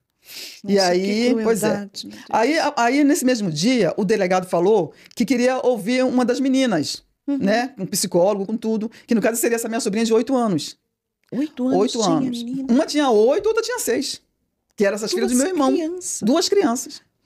Imagina essas crianças. E elas eram apaixonadas pelo avô, pelo meu pai. Meu Deus. Tem uma delas, missionária, que tem mais ou menos uns 6 meses, mais ou menos, que ela pôde me contar em detalhes o que foi acontecendo naquele dia. E ela já é casada, já tem filhos. Houve um bloqueio que ela não conseguia me contar o que foi que aconteceu. E ela me contou os mínimos detalhes. A gente chorou muito, eu e ela. Porque eram detalhes que eu não sabia. E que ela pôde contar. E que ela trancou aquilo dentro dela. Todos esses anos. Não conseguia falar. Então, ela falou que quando a minha mãe ficou sabendo que a minha sobrinha mais velha ia contar para a polícia se esse rapaz estava junto, porque a polícia queria prender esse rapaz também. Aí minha mãe dizia, não, ele não estava junto lá não, só estava se fulano, que era o namorado da fulana, que não sei mais o quê, e a polícia falou, o delegado falou que ia com um psicólogo ouvir a menina, para a menina falar se esse rapaz estava ou não. O que foi que ela fez? Manipulou a cabeça da menina, para a menina falar que ele não estava. Quando te chamarem lá, você vai e você fala que ele não estava. Porque se você falar que ele estava, você vai levar uma surra. Você não pode falar que ele estava, você tem que falar que ele não estava lá. E quando a menina foi chamada, ela falou, não, ele não estava. Quem estava era só o fulano, esse que executou. Ela teve que mentir por causa da minha mãe. E agora, passando mais ou menos esses meses, né? Essa que tinha 8 anos, ela ficou uma pessoa doente, deprimida, essa menina, sabe? Eu imagino. Porque ela ficou na mente dela, no coração dela, que ela poderia ter falado a verdade e esse cara pagar também, porque ele estava junto. Mas ela livrou ele da cadeia. Ela mentiu para a polícia. E não é que ela foi atrás dele, desse rapaz. Ela foi, agora depois de grande, adulta, de ter filho, ela foi atrás desse rapaz. E sabe o que ele estava fazendo? Pastor de uma igreja. Dirigindo uma igreja. Esse rapaz. Meu Deus. Não foi punido. Foi acobertado pela minha mãe. Estava na cena do crime. Poderia ter livrado meu pai. Poderia ter ajudado meu pai para se livrar. Mas não fez nada. Participou de tudo. Se livrou porque minha mãe ameaçou a menina de 8 anos. Entendeu? E que estava dirigindo a igreja. E ela foi lá, essa menina foi lá e falou para ele, eu sei que você estava na cena do crime, você estava lá. Você só se livrou por causa de mim. Agora eu acho que não posso mais fazer mais nada na justiça com você. Mas você, cuidado, que você estava dirigindo uma igreja, dirigindo ovelhas. Mas Deus, lá de cima, não vai deixar ficar impune. Você vai ter que pagar pela morte do meu avô. E foi embora, essa menina. Hoje ela é uma pessoa assim, muito doente, muito sofrida. Porque ela ficou com aquilo na mente dela. Adoeceu, não foi cuidado. Uma pessoa amarga, sabe? Uma pessoa amarga. A outra não, a mais nova, né? Um amor de pessoa, eu tenho ela como minha filha, sabe? Uma filha mesmo. Mas o que eu achei errado, missionária, é que o delegado não deveria ter avisado que ia fazer isso. Tinha que pegar a menina de surpresa, levar junto com o psicólogo, né? Pra a menina poder falar. Mas eles deram tempo para ela preparar a menina, pra menina mentir. E como ela era muito... inocente. A menina era muito inocente, medo isso, entendeu? Porque minha mãe era muito brava, que era uma artista brava, entendeu? Então, foi isso que aconteceu. Aí, passaram um tempo, aí esse rapaz ficou fugido, e ela ficou lá. Mas quando o inquérito saiu da delegacia e foi para a justiça, para o fórum, né? Aí o juiz chamou todas aquelas pessoas que já tinham sido chamadas no inquérito, na delegacia, tudo de novo. E eu tive que ir de novo, falar tudo de novo. Aí o promotor foi juntando tudo, ouvindo todas as pessoas. Aí o juiz falou assim, não, ela não pode ficar solta. Ela tem que ser presa. Porque foi provado que ela tinha participado. Que ela, tipo assim, ela que coordenou tudo. Ela que organizou tudo. Foi a mandante do crime, foi ela, né? Ela que organizou tudo. Aí mas antes de prender ela, a juiz de menores pegou as meninas, tirou as meninas da casa dela. Porque depois as meninas voltaram, né, a morar com ela. Aí pegaram as meninas, porque falaram que as meninas precisavam de um tratamento. E precisava mesmo. Elas tinham que sair daquele convívio, né? Tinha que botar a menina em um orfanato, tirar do convívio dela para fazer um tratamento nas meninas. E aí foi triste demais pegar as meninas, porque eu e minha irmã, a gente queria as meninas, cuidar das meninas, tirar de perto da minha mãe, mas ficar com as meninas, cuidar das meninas. Mas aí o juiz falou que não podia, porque nós estávamos vivendo aquele momento de luto, aquele momento de desespero muito grande, e as meninas não podiam ficar envolvidas nisso. Eles queriam cuidar, proteger essas duas crianças. Aí, o juiz de menores pegou as meninas e levou para um orfanato. Aí eu e minha irmã, que já estava destruída, né, ficamos mais ainda. Meu Deus, como é que vai ser? Assim, um orfanato longe, lá para dentro de Jacarepaguá. Mas aí, o que a gente fez? A gente não deixou ela lá. Todo final de semana a gente ia visitar as meninas. A minha irmã saía de Japeri, encontrava comigo, Vila dos Teles, a gente apanhava 2 ônibus, para Madureira, para Jacarepaguá, todo final de semana a gente ia. Levava roupa, conversava com elas e tudo, mas só que elas eram muito caladas, realmente elas estavam muito traumatizadas. E aí, quando deu um tempo que as meninas estavam lá no orfanato, o próprio assistente social pediu para o juiz dar a guarda provisória para a gente. E aí o juiz deu a guarda provisória. Aí minha irmã ficou com uma menina e eu fiquei com a outra menina. Envolvida com as minhas filhas, aí elas foram ficando bem, entendeu? Sim, eu tinha 3 filhas, minha irmã tinha um casal, então envolveu todo mundo junto das criançadas, entendeu? A gente não falava sobre isso dentro de casa, perto delas, entendeu? Quando queria falar alguma coisa, saía de perto, não deixava as minhas filhas também se envolver com isso, minhas filhas não se envolviam com isso, mesmo sendo criança, mas a gente não falava dessas coisas perto das meninas, entendeu? E aí foi um tempo de cura para elas perto da gente também. E aí, depois que o juiz tirou as meninas, né, de perto dela, eles decretaram a prisão dela. Foram na casa dela, pegaram ela e prenderam ela. Quando tinha mais ou menos uns 3 meses que ela estava presa, acharam o rapaz também. O rapaz, né? Que o rapaz estava fugido. Sim, né? sim. Ele já tinha fugido para Minas, de Minas ele foi para São Paulo, mas aí a gente começou a buscar ele também, eu e minha irmã. E a gente fez assim, quando a gente sabia que estava em algum lugar, a gente ia atrás. Detetive particular. Oh, meu Deus! Nós nos transformamos em polícia. Queria justiça, queria justiça. A gente queria justiça, entendeu? Mas a polícia já estava agindo. Já estava agindo também. Aí terminou que nós encontramos ele junto com a polícia lá em São Paulo, escondidinho, aqui em São Paulo. Escondidinho. Vocês que encontraram a polícia? Nós encontramos porque nós encontramos um telefone de um parente dele, em São Paulo. Aí nesse telefonema, eu sei que eu passei esse número de telefone, eu passei para a polícia, a polícia ligou para lá, fingindo que era outra pessoa, e aí conseguiu a informação de que ele estava lá. Então a polícia de lá, do Rio, entrou em contato com a polícia de São Paulo, e a polícia de São Paulo veio prender ele aqui, e levou ele para o Rio, preso. Sei que ele foi preso, e depois marcaram o julgamento dela. No julgamento dela, eu tive que falar, como testemunha, que, olha, que momento terrível.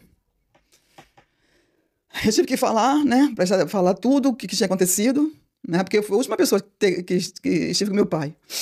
E o jeito que ela me atendeu no portão, que aquilo ali eu não esquecia. Friamente. Meu Deus! Aquilo ali para mim, não esqueci aquilo. Aí tiraram, na hora que eu fui falar, tiraram ela, né, e eu falei tudinho que tinha acontecido e tudo. Aí depois chamaram o vizinho também, que tirou o carro da garagem, mas não sabia de nada. Né? Acharam. Não, me deu um detalhe. Quando eles deixaram o carro nessa praça, na Vila Rosali, o carro estava morto, ela viu uns meninos jogando bola nessa praça e ela chamou os meninos para ajudar a empurrar o carro. E um desses meninos adolescentes falou que o carro estava muito pesado, falou com ela: ah, mas esse carro está muito pesado. E esse menino, não sei como que a polícia conseguiu investigando, achar esse menino. Quer dizer, foi mais uma prova de que ela estava lá na praça, empurrando o carro, e que meu pai já estava na praça, e ela friamente tentando tirar o carro, para levar o carro para outro lugar. Então, tudo isso aí a polícia achou, todas essas pessoas foram ouvidas no julgamento dela, e no final ela foi condenada a 18 anos de cadeia, como autora intelectual do crime. Meu Deus. 18 anos de cadeia. Aí ela saiu dali, direto para a penitenciária, né? Já estava presa mesmo. Aí depois teve o julgamento do rapaz. Ele botava a culpa nela e ela botava a culpa nele. Entendeu? E aí ele foi condenado a 13 anos. Ele, como foi só o autor, mas ela foi que planejou. Então ela pegou mais cadeia do que o cara. Né? E, de repente, ficou lá presa, mas ela não ficou muito tempo presa. Porque ela já tinha problemas de rins, como tinha falado, né? E em casa ela tinha aquele tratamento do meu pai, né? Médico, remédio, dinheiro, comida na hora certa, comendo do bom do melhor, né? E ficou lá presa, a gente sabia que ela não estava bem. Mas, assim, o meu irmão ainda conseguiu ir visitar ela, meu irmão. Ele falava assim, eu quero ouvir ela falar que foi ela que fez isso com meu pai. Eu quero ouvir. Ele não acreditava. Não acreditava. A minha irmã também chegou a visitar, mas eu não conseguia. Eu não conseguia. Quando eu lembrava que eu ia ter que ir na penitenciária, ver a minha mãe naquele lugar, naquela situação. Uma mãe que a gente passava o dia do Natal na casa dela, com as filhas, com os filhos, com os netos, com todo mundo. Com meu pai gastava dinheiro fechando restaurante para comemorar o aniversário dela. E na igreja ela é uma pessoa usada por Deus. Eu falava, como que eu vou conseguir entrar numa delegacia e ver numa cadeia e ver uma pessoa dessa? Ela é minha mãe, não vou conseguir. Então eu não tinha estrutura física nem mental para ver. E eu falava assim, eu preciso de ter uma estrutura, porque eu não tenho. Depressiva, eu não tinha vontade de comer, eu fiquei muito magra. Eu não cuidava direto das minhas filhas. Quem cuidava das minhas filhas era a minha sogra. Morava nos fundos da minha casa, assim, no quintal, assim, atrás. Era ela que ia, me ajudava a dar comida para as meninas, que era a escadinha, né? Porque não deve ser nada fácil. Eu não tinha estrutura. Eu só tinha vontade de ficar dentro de casa e chorar. Eu chorava muito, eu chorava muito, eu chorava muito. Eu só vivia chorando. E é engraçado que quando eu saía para o fórum, né? Eu encontrava com irmãos da igreja, né? Algumas pessoas, e eles falavam assim: Eliane, eu não sei como é que você está aguentando. Eu não sei como é que você está viva. Uma coisa eu sei, Eliane, nunca mais você vai conseguir cantar. Porque eu sempre cantei na igreja. Meu pai tinha o maior prazer de me ver cantando. Você nunca mais vai conseguir cantar. E falava assim para mim. E eu falava, eu também acho que eu nunca mais vou conseguir cantar. Eu falava, entendeu? Nunca mais vou conseguir cantar. E aí foi passando o tempo, e eu falava, eu não vou conseguir ver minha mãe na cadeia, não vou de jeito nenhum, não consigo. E aí chegou um dia de sexta-feira, né, de quinta-feira, eu estava em casa, aí chegou uma notícia, né, não sei quem foi que chegou lá falando que recebeu um telefonema, né, da penitenciária, que ela estava muito doente. Aí eu falei, meu Deus, eu preciso ir lá. Mas mesmo que eu preciso, mas eu não conseguia. Sim, eu não conseguia. Aí eu fui pro meu quarto, né, estava sozinha em casa, as meninas estavam na escola, ele estava trabalhando. Aí eu fui pro meu quarto, eu dobrei meu joelho, eu comecei a chorar, falar com Deus. Falei, Deus, eu quero liberar o perdão para minha mãe. Tudo que ela fez, Senhor. Eu quero liberar o perdão para ela. Eu não quero ter nada contra ela. Mas assim, Senhor, eu quero que o Senhor lave meu coração.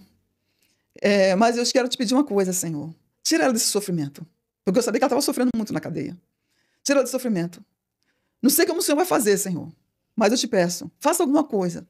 Mas tira minha mãe de lá. E eu libero meu perdão. E eu sei que tu estás aqui e também está lá com ela também. Então, Senhor, faça alguma coisa, mas tire minha mãe desse sofrimento. E eu libero minha mãe, o perdão para ela em nome de Jesus. Eu fiz essa oração de tarde.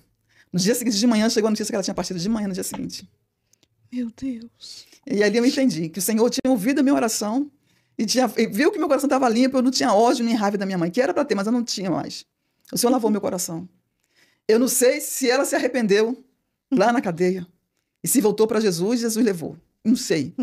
Eu costumo dizer que o dia do céu, o dia lá no céu vai ser um dia de surpresas, né? Muitas surpresas. Aquele que eu pensei que não ia, vai estar. E aquele que eu pensei que ia estar, não vai estar. Então, quem sou eu para dizer que foi e que não foi? É verdade. Então, eu entreguei na mão do Senhor, perdoei e terminei ficando com muita pena dela. Porque ela teve um tempo lá dentro. Ela teve um pena, ela ficou mais ou menos 7 meses presa. E nesse tempo, eu pensei que tinha até ficado até mais, né? Ficou pouco tempo. Então, ela teve pouco tempo. Mas 7 meses é muito tempo para uma pessoa ficar ali dentro, né? Guardada, presa naquele lugar lá. Então, quem sabe, nesses 7 meses, ela teve de verdade um encontro, de fato, com Jesus Cristo, um arrependimento. Porque Deus, ele é maravilhoso. Ele é misericordioso, né? Misericordioso. Misericórdia e ele não vai deixar, a gente não pode julgar, não compete nós. Não estamos aqui para falar onde ela está. Não importa onde ela esteja, importa que nós queremos e acreditamos e pedimos a Deus que ela tenha tido esse tempo de arrependimento para alcançar de verdade a salvação, né? Alcançar mesmo. Meu Deus, mas então ela passou por tudo isso aí devido ao que ela fez lá na frente, e eu também acredito que tudo por ganância. Tudo por ganância, tudo por dinheiro. A gente chegou à conclusão que ela queria ficar livre dele para ficar junto com esse rapaz que era o empregado do meu pai. Empregado deles, no caso, né? Que ela queria ficar com esse rapaz. E esse rapaz dali já sumiu, nunca mais a gente viu falar nele. Eu vi falar agora. Que essa outra minha sobrinha foi lá atrás dele. Mas terá também a justiça de Deus. Eu creio. Aquilo que o homem na terra não pôde fazer, diante do Senhor não tem como escapar. Eu creio nisso. A pessoa pode estar até enganando outras pessoas, porque ele, na época, não conheceu o evangelho e aceitou a Jesus, e Jesus pode ter perdoado o pecado dele, mas as consequências, né, os acertos. Eles têm que ser feitos, e não vai ser feito lá no céu, será feito aqui na terra. E Deus, ele não dorme. Ele vê tudo, né? E essa moça que foi atrás, corajosa. Ela foi atrás dele. Ela não podia, né, ter ido, mas ela...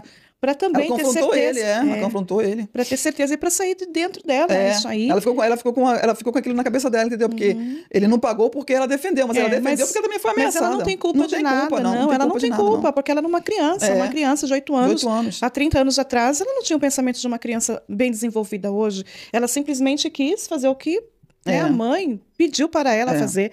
Enfim, mas... triste hoje, mas assim, mas vai chegar uma partinha boa ainda. Vai chegar porque o tempo de restauração. Ele reina, né, irmão? Ele reina, ele é Deus poderoso, glória a Deus. Você vai enfrentar uma depressão depois de tudo isso aí que parece ter acabado, mas não acabou.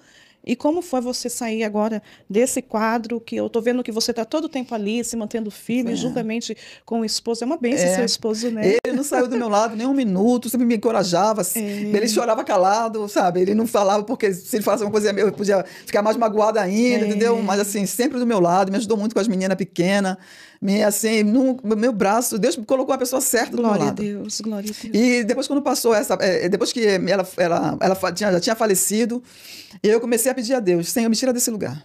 Lá em Vila dos Teles. Porque como se tudo aconteceu perto da minha casa, todo mundo ficou sabendo. Eu saía na rua, perguntava como é que tá sua mãe? E como é que tá não sei o quê, não sei o quê. Então, às vezes eu estava tentando esquecer um pouco e vinha alguém e me perguntava. Aí eu já começava a chorar. Tudo de novo. E aí eu falei, Senhor, eu falava, Senhor, me tira desse lugar. Eu não quero mais ficar aqui, Senhor. Me tira daqui, Senhor. Minha oração é, Senhor, me tira daqui. Eu não sei como, mas me tira desse lugar. Me leva para outro lugar, não deixa. Eu quero sair daqui. Aí um dia eu fui para uma oração, para uma igreja.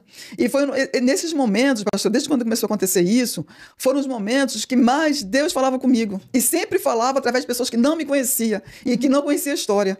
Porque talvez se fosse alguém que conhecesse, eu talvez não fosse acreditar, né? Mas o Senhor sempre usava pessoas que não me conheciam, não conheciam a história para falar comigo. Então eu fui num trabalho de oração com uma amiga minha que me levou. E nesse trabalho Deus usou um irmão e falou para mim assim: eu vou te tirar dessa terra. Vou te levar para uma outra terra. E quando tu chegar nessa outra terra, os meus anjos vão estender um tapete vermelho para te saudar com honra. Ó. Uau. E lá nessa outra terra, eu vou trocar o seu coração. Vou trocar esse coração machucado e ferido e vou te dar um coração novo. Aleluia. Deus maravilhoso, né? Vou te dar um coração novo. Ele é bondoso. Aí foi o Senhor que falou, porque eu não tinha conversado isso com ninguém, eu conversava isso com o Senhor no meu secreto, eu e o Senhor. Aí eu fiquei tão contente, mas eu vou para outro lugar. Então ele falou mais: vou te dar uma casa. A casa você não vai comprar, eu vou te dar. Eu falei, meu Deus, como que vai ser isso? Quem vai me dar uma casa em outro lugar? Né? Fiquei assim, né? Mas eu sabia que era o Senhor que tinha falado, né? E aí passou mais ou menos uns 15 dias, mais ou menos, né? Alguém chega no meu portão, batendo no meu portão, se apresentou: eu sou o pastor fulano de tal, e eu sei que vocês têm uma casa lá em Rosa dos Ventos, Nova Iguaçu, e eu queria saber se vocês querem vender aquela casa. E aí eu falei assim: irmão, ele lá do lado de fora, que meu esposo não estava em casa, né? Ele do lado de fora e eu dentro do quintal. Eu falei: irmão, o irmão mora onde? Ah, eu moro no Espírito Santo, em Piúma. Você já ouviu falar? Não, Espírito Santo eu ouvi falar, mas Piúma eu não conheço, não. Eu moro lá no Espírito Santo, em Piúma. Aí eu falei: mas o irmão quer vir morar no Rio de Janeiro, lá em Nova Iguaçu? Aí ele falou: eu quero. Eu falei: irmão, eu tô doida pra sair do Rio de Janeiro, daqui desse lugar, o irmão tá vindo pra cá. Ele falou: você quer sair daqui? Eu falei: eu quero sair daqui, irmão. Eu quero sair daqui. Aí ele falou assim: ué, então a gente pode trocar. Ó. Você vai morar na minha casa lá em Piúma, e eu fico na casa de vocês lá de Nova Iguaçu. Glória a Deus. Casa abandonada em Nova Iguaçu, ninguém queria aquela casa. Falei: irmão, faria isso? Faço. Porque ele falando, né? Porque a minha esposa, ela é doida pra morar em Nova Iguaçu, porque a família dela toda mora em Nova Iguaçu. E só mora eu e ela no Espírito Santo, em Piúma, Espírito Santo. Então ela quer vir morar aqui. E eu quero vir para cá, para Nova Iguaçu, por causa dela. E se vocês quiserem trocar, a gente pode fazer negócio com aquela casa lá de Nova Iguaçu. Vocês vão lá conhecer, se vocês gostarem, a gente fecha o negócio. Eu fiquei assim: meu Deus, será que está acontecendo isso mesmo? Me lembrei do que Deus tinha falado: você não vai comprar, tu vai ganhar uma casa. Em outro estado, ninguém me conhecia, ninguém sabia de nada da minha vida, do que tinha acontecido, ninguém sabia de nada. Quando meu esposo chegou, eu falei: filho, eu contei tudo para ele. Aí ele falou: vamos esperar um feriado aí, nós vamos lá para ver, né? E ele trabalhando de carteira assinada, já tinha tempo na empresa que ele trabalhava. Aí quando chegou um feriado, aí nós fomos. Aí esse irmão marcou também, ele foi junto, esse irmão, né? Que ele estava em Nova Iguaçu, na casa de um parente dele lá. Aí foi todo mundo, as meninas pequenas, gente, mas que alegria, irmão. Quando chegamos lá no Espírito Santo, em Piúma, que nós fomos numa subidinha, a praia em volta, aquela praia linda em volta. Aquela praia. Eu comecei a olhar aquela praia, comecei a dar glória a Deus. Ai, coisa boa. Deus é tremendo. Olha, lindo. Olha aquela praia, aquela coisa linda, aquela visão linda, a casa numa altinha, mas olha, eu falei: meu Deus, só o Senhor mesmo para fazer uma coisa dessa. Aí chegamos lá, uma casinha muito humilde, mas muito arrumadinha, sabe? Aí eu falei: filho, essa casa aqui vai ser a minha. Não vou mais embora daqui. Falei: você bateu o olho e gostou da casa? No lugar, quando descemos do ônibus, já sabia. Eu já sentia aquela alegria quando desci do ônibus. O Senhor falou que ia botar uns anjos me saudando. Eu sentia já uma alegria, sabe? Parece que saiu um peso de cima de mim, sabe? Aí entramos na casa e tudo. Aí conversamos, aí fechamos o negócio. Aí ele ficou com a casa lá de Nova Iguaçu e nós ficamos com a casa lá de Piúma. E aí ele chegou no final do ano, nós tiramos as filhas da escola. Ele pediu para ser mandado embora, olha só. Quer dizer, eu assim, sou muito feliz pelo esposo que eu tenho. Porque ele não ficou pegado no emprego que ele tinha para ficar lá no Rio. Ah, vão ficar porque eu estou trabalhando. Como é que eu vou para um lugar desempregado, com família? Mas ele não olhou para nada disso. Ele abriu mão do trabalho dele, não sabia nem como que a gente ia sobreviver lá. Mas ele abriu mão de tudo e me levou para lá, para esse lugar. Porque ele sabia que eu precisava. E quando nós chegamos lá, nós deixamos a nossa casa alugada. A nossa casa aqui em Vila dos Teles, deixamos a nossa casa alugada. E aí ficamos lá. Mas, missionária, imagina a alegria das minhas filhas quando via aquela praia. Todo sábado a gente fazia piquenique na praia. Que delícia, todo né? Sábado a gente praia, tudo de bom, gente. Todo sábado a gente ia fazer piquenique na praia. Passávamos a tarde toda lá. E o dia todo. Aí meu irmão ia também, meu irmão com a família dele também, que ele estava muito acabado também. Abalado. Né? Aí depois começou a minha irmã também indo para lá também. Aí todo mês tinha alguém na minha casa lá deles, entendeu? E Deus foi curando. Alegria, eu não lembrava mais. A alegria começou a entrar. Alegria. Unir a família, né? A gente não falava mais do que tinha acontecido. Ninguém me perguntava porque ninguém sabia de nada. Eu nunca contei nada para ninguém naquele lugar. Do jeito que Deus falou, né? E ali eu já fui sentindo alegria, já fui me alimentando, engordando. E as minhas filhas foram para a escola. Ele não conseguia trabalho. Mas como a gente deixou a nossa casa alugada, nós recebíamos o aluguel todo mês da nossa casa. Mas só que quando Deus falou para mim, né, que ia me dar um novo coração, me levar para outro lugar, ele falou também assim, ó, mas é por pouco tempo. Ele falou assim ainda. Vou te levar para outro lugar, mas é por pouco tempo. Aí eu falava assim, tomara que por pouco tempo, Deus, uns 10 anos, 20 anos, 15 anos. Mas foi indo, ele não conseguia trabalho e nós recebíamos o aluguel da casa. Mas chegou um tempo que quando ele foi para receber o dinheiro da casa, o dinheiro não estava lá na conta.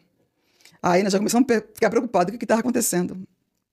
E o dinheiro não caía na conta, passou, e não atrasava, né? E não caía na conta. Aí ele saiu de lá, de Piúma, veio no Rio para ver o que estava acontecendo. Foi no Rio, para ver o que estava acontecendo, porque o dinheiro não estava mais caindo na conta, né? Aconteceu. Aí quando ele chega no Rio, lá, ficou sabendo que tinham vendido a nossa casa. Olha outra prova. Venderam a nossa casa sem a gente saber de nada. E a gente não tinha mais dinheiro do aluguel, não tinha mais trabalho para ele não tinha mais trabalho, né? E aí venderam a nossa casa. Outra aprovação, outra luta. Aí ele voltou para casa, muito triste, lá para Piúma, contando o que tinha acontecido. E falou, neguinha, vou ter que voltar para o Rio, arrumar um emprego. Como é que vou sustentar você, as meninas aqui, sem trabalho? E aí a minha irmã ficou sabendo, né? A minha irmã. Mas descobriram quem vendeu a casa? Tudo família. Tudo família. Que construímos uma casa no quintal de família, sem desmembramento. Quando viram que nós estávamos em outro lugar e que alguém da família estava precisando de dinheiro para comprar outra casa, venderam a nossa casa, sem comunicar pra gente, sem, sabe, documento tudo mal feito, entendeu? Achavam que a gente não ia nem se importar porque nós estávamos morando bem em outro lugar. E aí fizeram isso. Mas eu, assim, cheguei à conclusão de uma coisa, missionário. O diabo, quando ele quer te derrubar, o diabo, quando quer te jogar no chão, ele faz uma coisa, não consegue, ele investe em outra coisa. Sim. Porque a finalidade dele é te derrubar, te tirar da presença. Sim. E ele viu que lá onde a gente estava trabalhando para Jesus. O pastor da nossa igreja, quando soube que a gente estava lá, abriu uma congregação para a gente dirigir a congregação lá. E Deus estava abençoando a congregação. Então, o que Satanás queria? Era entristecer para acabar de fazer o primeiro plano que ele já tinha feito, de acabar com a gente. Então, aí ele falou, neguinha, eu vou ter que voltar. E agora? Aí filho, eu não vou voltar. Mas a gente tem que voltar. Então, minha irmã ficou sabendo disso, né? Meu cunhado trabalhava numa empresa, como gerente de uma empresa. Minha irmã falou com o meu cunhado. O meu cunhado conseguiu um emprego para ele, mas no Rio. Aí ele veio pro Rio para trabalhar e eu fiquei lá no Espírito Santo com as meninas, né? Aí uma irmã me chamou para um culto, né? Uma irmã me chamou para um culto de oração e eu fui com ela. E eu falei assim, Senhor, eu não quero oportunidade, eu quero ficar no meu cantinho aqui, Senhor, fala comigo. Senhor, fala comigo que eu não vou embora pro Rio, fala comigo que eu vou continuar aqui no Rio. Senhor, falar pra Deus, falar aquilo que ela quer ouvir. Senhor, fala comigo que eu vou ficar aqui, que eu não vou, porque ele falou, neguinha, eu vou, mas eu vou arrumar o dinheiro para poder vocês irem pro Rio também, para vocês voltarem. Senhor, fala que eu não vou voltar, Senhor, no meu coração, falando aquilo, né? E aí eu sentei lá no último banco, lá no final. Aí a irmã que estava dirigindo o trabalho falou, vamos tirar a oferta, mas eu quero ver essa irmã aí cantando. Era eu, lá no cantinho. Essa irmã cantando. Porque o Senhor falou comigo que você canta, vem cantar. Eu, Jesus, não, eu já não tinha falado contigo, você foi andando para frente no altar e reclamando com o Senhor. Aí cantei, louvei, foi uma benção. Quando eu voltei pro meu banco, ela falou assim, olha, irmã, Deus mandou falar para você que você vai gravar. E aonde você não for, ele vai levar a sua voz. Uau! Aí eu falei, Senhor, não era isso que eu vim buscar aqui. Glória a Deus, glória a Deus. Falei, Senhor, como é que eu vou gravar? Não tem dinheiro para nada, Senhor. Mas Senhor, eu não quero gravar. Eu quero ficar aqui, Bioma. Mas o Senhor falou aquilo. Eu voltei para casa triste, revoltada. Pense numa pessoa revoltada. Era para voltar celebrando, alegre. Não queria voltar para o Rio, não pensava em gravar, nada. Mas tive que voltar, né? Voltei, fui morar na casa da minha irmã, com as 3 crianças. Essa minha irmã que partiu essa semana, partiu para o Senhor. E ela nos acolheu com os braços abertos, eu e minhas filhas, meu esposo começou a trabalhar na empresa junto com o marido dela, e ficamos ali, e dali o Senhor já foi abençoando, nós alugamos uma casa, e já fomos morar nessa outra casa, né? Mas era longe de onde você morava? Eu longe, era em Japeri. Porque minha irmã, isso, não era em Vila dos Teles, era em Japeri, né? Aí eu fiquei morando ali com as minhas filhas, meu esposo, ficamos morando ali, né? Levava minhas filhas para a escola, todo mundo estudando, tudo numa boa. Mas aí eu comecei a congregar na igreja do pastor Marcos Breia, em Japeri, a Assembleia de Deus Central de Japeri, que nos abraçou com muito carinho. Nós chegamos quebrados, sabe? Porque eu estava muito revoltado porque tinha perdido da minha casa. E que estava morando agora de aluguel, que não tinha necessidade disso. Então, assim, eu fiquei revoltada, né? Ficava, Senhor, como é que pode acontecer isso, né? Eu fiquei muito revoltada. Mas, assim, eu cheguei na igreja, né? Do mesmo jeito. Vou sentar no último banco, não quero oportunidade, quero ficar quietinho aqui. Mas, assim, Deus já revelou o pastor que eu já cantava. Então, todo culto ele me chamava para cantar. E às vezes eu ia lá para frente já revoltada, Senhor, quebrada. Mas quando eu saía de lá, saía renovada. Acabava de cantar, estava renovada. E Deus visitava a igreja também. E eu aprendi com o Senhor que o meu segredo com o Senhor era louvar. E era assim que Ele renovava as minhas forças. Era louvando. E lá na igreja do pastor Marcos Breia, né, aí já descobriram também que eu gostava de cantar. E tinha um louvor que eu cantava sempre. E eu, assim, arranho um pouquinho no violão, né? Na guitarra. Uau, que legal. Aí eu pegava a guitarra. Linda mulher que toca. Aí o louvor que eu cantava muito, que marcou muito lá, era o louvor do J. Neto. Não me deixe sozinha nem um minuto. Que era esse louvor, começava a cantar e começava a chorar. Não, não me deixe sozinho, nem por um minuto, por favor. Não, não me deixe, a minha alma chora, grita, implora, não me deixe, Senhor. Toda vez eu cantava esse louvor, aí cantava, chorava, ela tocando guitarra, e Deus revelou, né, o ministério, o pastor Marcos Breia, todo culto, congregação me levava para cantar. Eu fui com eles para Bahia, cantei na congregação da Bahia, fui com eles também para o Rio Grande do Sul, Santo Cristo, congregação, fui cantar também. E aí teve uma vez que, antes de gravar, que tinha uma congregação deles, né, em Japeri mesmo, e lá nessa congregação fui no trabalho de oração à tarde, né, fui lá. E algo que marcou também muito a minha vida, que quando eu cheguei lá para cantar, a igreja estava cheia, e muita gente, assim, um banco das mulheres cheia.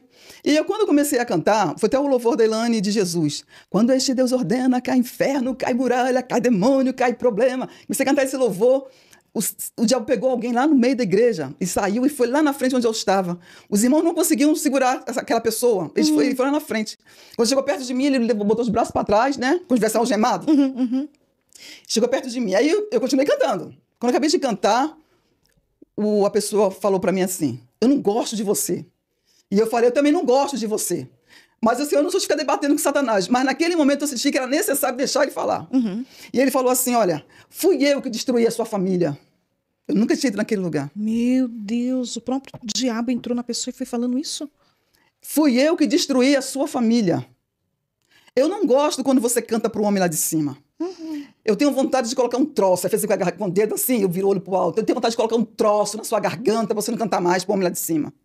Mas o homem lá de cima não deixa. Falou assim para mim. Glória falei, a Deus. Não é para deixar mesmo, não. Sai em nome de Jesus. Quando eu falei assim, ele deu um troço assim e começou. Ai, que cabelo é esse? Era uma mulher, mas ele era um homem. Com cabelão, com os seios grandes. Um trans, né? Um homem trans, né? E ele começou, ai, que cabelo é esse? Eu quero tirar esse cabelo. Que seios são esses? Eu quero tirar esse seio. A senhora me ajuda, pastora, comigo. Nossa, você estava possuído.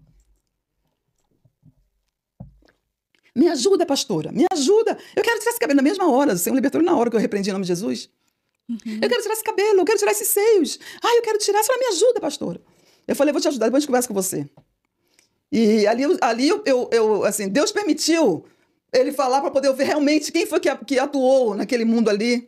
Que destruiu toda a sua família. Que destruiu a minha família.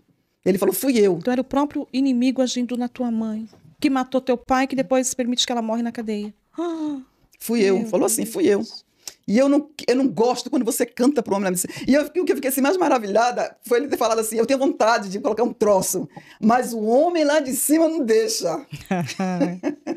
Eu me lembrei de Jó, né? Glória a Deus. Ele não pode nada mesmo se Deus não permitir. Ele nem toca, nem passa ali raspando em você. Ele estava com muita raiva. Ele não deixa. E teve uma pessoa que falou que você não ia mais cantar. Né? Já tinham falado para mim, você não ia mais cantar. Já era inimigo também, querendo te bloquear ali. E eu, assim, eu estava nessa época, né, que você está falando, eu estava tão sensível que eu concordava. Realmente, eu acho que eu nunca mais vou cantar. Eu, assim, porque a dor, a ferida estava muito aberta. Estava falando no início. Mas aí eu voltei para casa feliz, agradecendo ao Senhor por você ter permitido eu ouvir aquilo ali, entendeu? Que foi Satanás mesmo que atuou mesmo, entendeu? E fez essa bagunça toda, essa destruição toda na minha vida, na minha família. E aí eu continuei fazendo a obra do Senhor e tudo lá em Japeri, cantando nas igrejas, fazendo a obra de Deus, né? E aí eu e minha irmã inventamos de colocar uma loja, porque a gente falava assim, vamos trabalhar, porque eu pensava assim, né? Meu esposo pagando aluguel com as 3 meninas, né? Eu vou trabalhar, vou ajudar ele. E quando eu morava em Piúma, lá no Espírito Santo, eu coloquei uma loja de aluguel de noiva, junto com uma amiga minha lá. Mas eu tive que voltar, larguei tudo pra lá. Aí minha irmã falou, não, Eliane, traz pra cá que a gente vamos continuar trabalhando. E aí nós botamos uma loja, era decoração de festa, buffet, e aluguel de roupa para casamento, né? Ficamos trabalhando. Só que eu fiquei envolvida muito no trabalho e fui deixando a igreja de louvar. Ia para a igreja quando não estava cansada, né? Fui deixando, né? E fui indo. Aí o Senhor não foi gostando de nada disso. Aí a primeira coisa que aconteceu, meu esposo que estava trabalhando com meu cunhado foi mandado embora. E aí eu, pagando aluguel com as 3 meninas para tirar o dinheiro da loja, começou a já ficar difícil. Que por um tempo foi dando certo, mas depois foi parando. No final, as coisas ficando apertadas, as contas já embolando toda. Aí eu peguei e fui no trabalho de oração de novo. Fui buscar o Senhor, o que está acontecendo, Senhor? Fui para Jesus, revela, mostra o que está acontecendo. Porque eu achava que estava tudo bem, né? Aí quando eu cheguei lá no culto, né? De novo, ninguém me conhecia. Ninguém sabia nada de mim e o irmão. Antes de passarmos para o pregador, eu quero ver essa irmã louvando. Aí vai eu de novo lá na frente louvar. Aí quando eu terminei de louvar, o irmão que ia pregar falou assim, antes de trazer a palavra, eu quero falar para essa irmã que acabou de louvar aqui. Irmã, Deus falou para você largar tudo que você está fazendo, sair daquelas 4 paredes e se lançar na obra. Porque Ele quer te usar na obra, se lança na obra, porque Ele tem uma obra muito grande na sua vida. E você está impedindo. Pense comigo. E quando ele estava falando, eu já comecei, não é possível, Senhor. Senhor, na minha mente, se eu largar a loja, deixar... Como é que vai ficar? Meu esposo está desempregado já há algum tempo. Já tinha meses que meu esposo está desempregado. E o alimento, quem está levando mais ou menos para casa, sou eu nessa loja, Senhor. Como? Senhor, como é que vai ser de mim, das minhas filhas, daquele aluguel, Senhor? Eu comecei a falar com o Senhor. E o irmão está entregando para mim. E na mesma hora que eu estou pensando, o irmão, e ele mandou falar para você que da sua casa e da sua família, cuida ele. E eu não tinha falado nada com ninguém, era só no meu pensamento. Aí eu vi que era o Senhor realmente falando. O que eu fiz? Cheguei em casa e falei, filho, vou preparar essa última festa e vou entregar a loja. Vai lá, filho, pega tudo, eu não vou mais continuar, não. Pega as coisas lá, eu vou vir embora para casa, não vou trabalhar mais, não. E aí ele, tá bom, isso que você quer, tá bom fazer. Aí entreguei a última festa que tinha que ser feita e peguei o material, aí ele pegou uma Kombi, pegou o material e levou tudo para casa. Aí saiu na terça-feira. Aí na terça-feira de noite era curso de doutrina no pastor Marcos Breia. Aí quando eu cheguei lá, aí ele falou assim, Neguinha, eu vou para a igreja, para o curso da palavra. Vou com as meninas, você quer ir? Você vai? Falei, não, filho, você vai que eu vou ficar em casa. Eu vou ficar em casa sozinha. Aí ele foi, né, para o culto com as meninas e eu fiquei em casa sozinha, né? E aí quando eu vi aquele monte de material lá da loja, na varanda lá da casa que eu morava, eu fui pro joelho, fui orar. Falei, Senhor, aí comecei a chorar. Era só chorando muito. Senhor... o Senhor falou para me largar tudo e me lançar na obra. Senhor, fechei a loja, estou aqui em casa. Agora, Senhor, está eu e meu esposo desempregado. Senhor, eu te peço uma coisa, eu vou fazer tudo o que o Senhor quiser, mas não deixe meu esposo continuar desempregado, não, Senhor. Já tem muito tempo, Senhor, que ele não consegue nada, Senhor. Tem misericórdia. Abre, Senhor, uma porta para o meu esposo. Isso foi terça-feira de noite. Eu chorei muito nas pernas do Senhor. E dali mesmo do joelho eu pulei para a cama, fui dormir. Ele chegou da igreja com as meninas e eu nem vi ele chegar do emprego, da igreja com as meninas. E no dia seguinte de manhã, né, que eu acordei, Eu acordei já com ele me chamando, Neguinha, Neguinha. Quando eu olhei ele todo arrumadinho, camisa social, cheiroso, falei, o que foi, filha? Neguinha, eu recebi um telefonema para comparecer em uma empresa e eu estou indo lá para fazer essa entrevista. Eles me disseram para mim já levar meus documentos, para mim já ficar trabalhando. Estou indo lá agora, tá bom? Isso era 7 horas da manhã, mais ou menos. Eu olhei assim e falei, Senhor, a minha oração chegou no céu igual um relâmpago, Senhor. Senhor, é isso Glória mesmo, Senhor. Aí ele pegou, foi para a entrevista. Quando ele chegou mais ou menos às 11 horas, meio-dia, todo feliz que os documentos dele tinham ficado lá na empresa e que segunda-feira ele já ia começar a trabalhar. Foi o jeito que o Senhor falou para me lançar, que ele ia cuidar, aí ele já começou a trabalhar. E eu já senti e vi que eu era o Jonas daquela embarcação.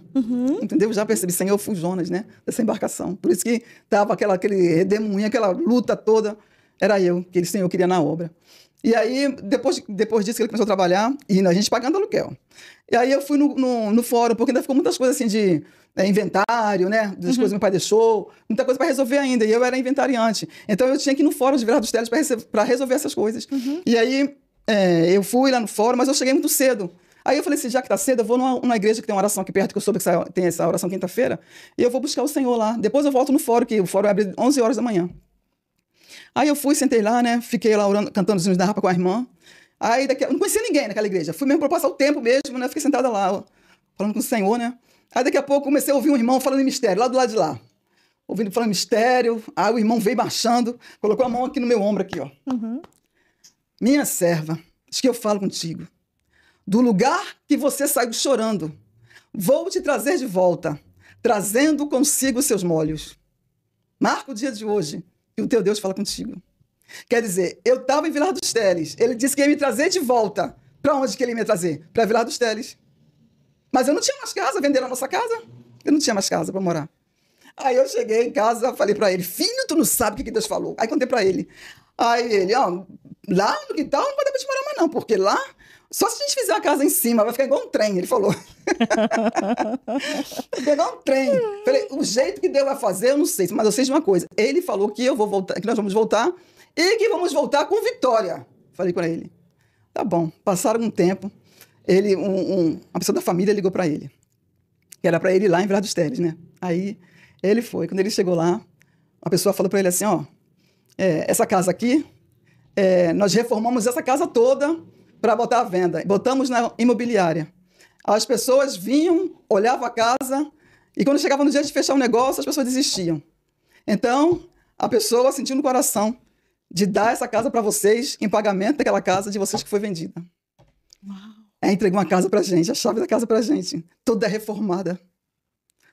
E maior do que a outra que a gente... A casa que eles tomaram da gente ainda estava em obra praticamente. E a casa que o Senhor mandou eles entregarem para a gente. Enquanto nós estávamos em Japeri, lutando e fazendo a obra de Deus, chorando, Deus estava fazendo eles reformarem a casa. Reforma tudo, põe tudo muito do bom do melhor. Mas eles estavam fazendo, pensando que ia vender e ia ganhar um bom dinheiro. Mas chegou no final, Deus trancou tudo. Mandou chamar ele, entregar a chave e para a gente voltar a morar lá em Vilar dos Teles, do jeito que o Senhor falou. Vou te trazer de volta. E nós nos mudamos para lá, eu e a minha família. E aí eu me lembro que era no mês de setembro, mais ou menos, aí ele, Neguinha, nós não vamos esperar até dezembro, né? Que aí as meninas já vão estar de férias para atrapalhar elas na escola.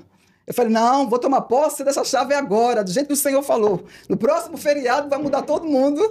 Aí nós preparamos tudo, combinamos tudo. E no dia 12 de outubro de 2008, nós voltamos para o mesmo quintal, mas com uma casa maior e toda preparada para a gente. Suíte, rebaixamento, tudo do bom e do melhor.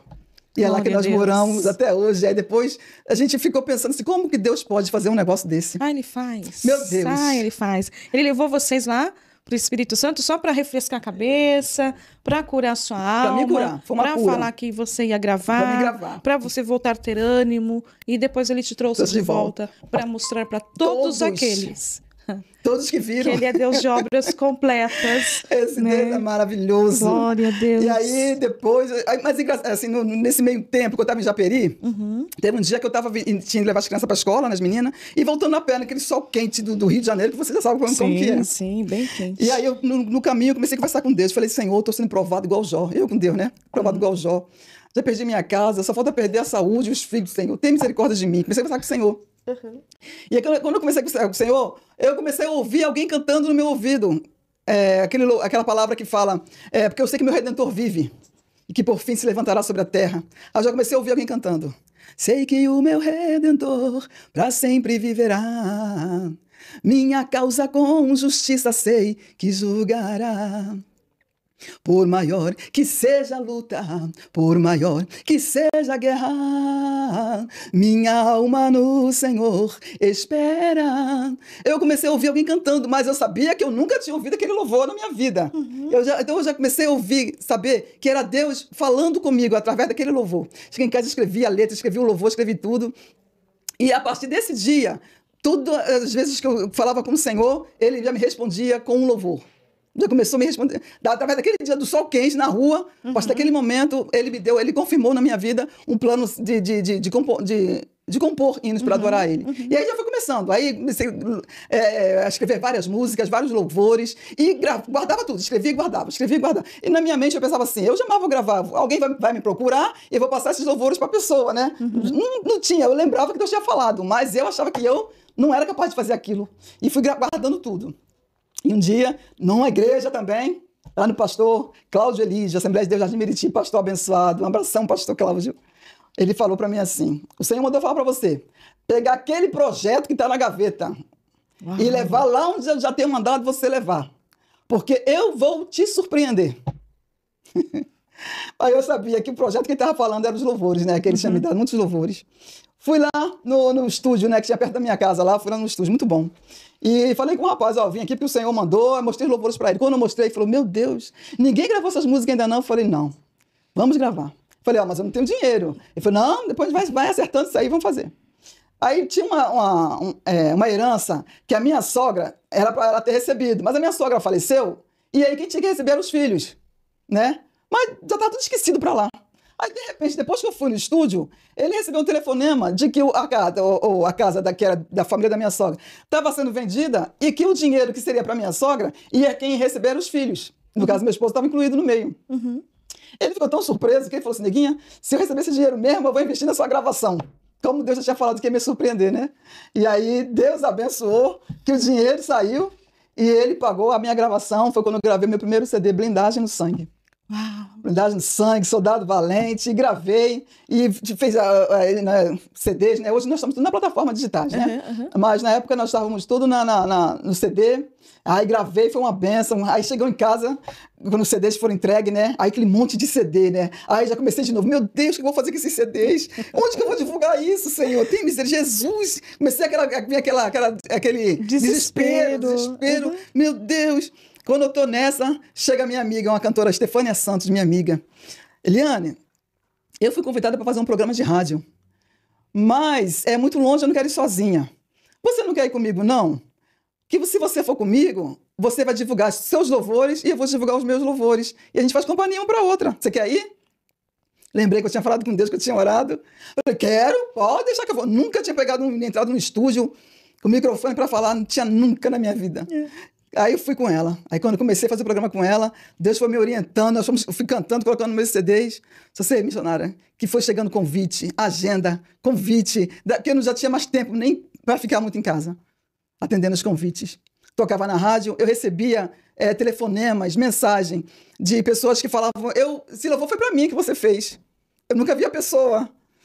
Deus renovava pessoas através dos louvores. Recebia mensagem de um pastor que já estava para entregar a igreja. E aí, quando eu cheguei lá, cantei o louvor Soldado Valente. No caminho, o inimigo armou um laço, pois sabia que na frente Deus iria te exaltar. Ele sabia que muitas almas ganharias e o inferno com ousadia tu irias enfrentar. Mas cheio de graça, de poder e de unção, cheio de autoridade, Deus enche o teu coração. Quando eu cantei esse pedaço de louvor, eu fui sair do púlpito e coloquei a mão no braço de um irmão que estava. Mas eu não sabia que esse irmão era o pastor da igreja.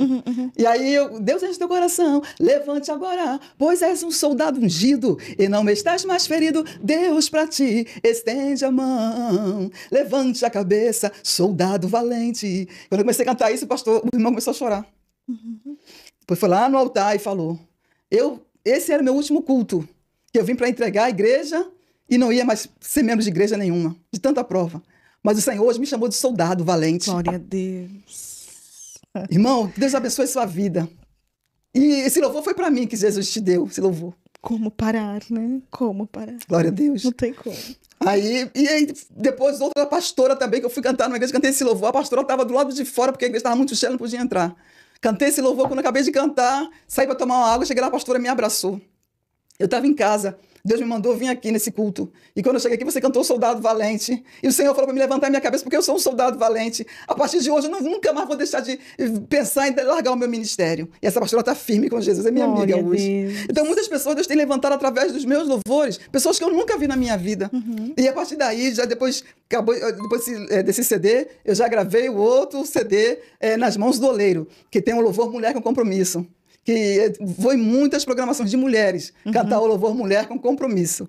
E Deus tem abençoado que minha agenda está sempre cheia. Glória cantando nos congressos, nos cultos das irmãs, nas orações. As irmãs fazem até encenação com esse louvor e eu vou lá só para cantar nas igrejas. Graças a Deus, lá onde eu moro, sou muito conhecida. As igrejas, a maioria de lá, eu já cantei nas igrejas. As pessoas que querem gravar me procuram para pegar louvores comigo para gravar também. Uau. Deus mudou a minha história. Glória a Deus. Glória a Deus. Deus mudou a minha vida. De uma pessoa que não tinha vontade de sair de casa e que pensava que nunca mais ia cantar. Deus tem me ungido e me usado para a glória do louvor dele e para levantar outras vidas. Maravilha. Esse é o meu testemunho. Tenho 3 filhas abençoadas, casadas, 4 com a Marisa, minha sobrinha querida, que é filha do meu irmão, que veio para a minha companhia quando era criança ainda, que passou por esse vento todo. Marisa hoje é casada, tem uma filha, casou com um pastor abençoado. Está lá com o ministério abençoado. E as minhas 3 filhas, todas elas são casadas, Ana Paula, casada com o Diego, Mariana, casada com o Felipe, e a Juliana, casada com o Elionai. Juliana está grávida de 4 meses, vai vir um menininho aí, se Deus quiser, e o nosso Pedro, né? E tem uma netinha, filha da Ana Paula, que é chamada minha Adriele, minha Drica, uma bênção na minha vida. E o meu lar edificado e abençoado. E a Marisa, minha filha do coração, também tem uma filha chamada Maísa, que é também a minha neta do coração também. Glória então, Deus, assim, aonde o diabo tentou destruir, o Senhor veio com o sangue dele precioso e nos lavou com o sangue dele e nos colocou de pé para a glória do nome do Senhor Jesus. Tem um louvor que eu gravei, um forrozinho, de pé para marchar, de pé para adorar, de pé para pisar na cabeça da serpente que queria me matar. Eu sempre sou convidada para cantar esse forrozinho nas vigílias e fogo pega. Coisa boa. Que coisa linda, maravilha. E onde o diabo pensou que ia destruir, o Senhor mudou a história. Restituiu tudo. Ele é Deus de restituição. Hoje eu lembro de tudo que aconteceu. Tenho saudade do meu pai, tenho saudade da minha mãe, né? Mas eu sei que vou encontrar na glória, né? E eu queria deixar essa palavra, né? Contar esse testemunho que eu nunca contei em lugar nenhum. Estou contando aqui para deixar um alerta, né? Porque tem muitas pessoas nas igrejas que pensam que porque Deus usa na palavra, Deus usa em profecia, Deus usa no louvor, pode fazer o que quiser, que está tudo certo, porque Deus continua me usando. Quero dizer para você que você está enganado. Deus está vendo tudo e na hora certa ele vai cobrar.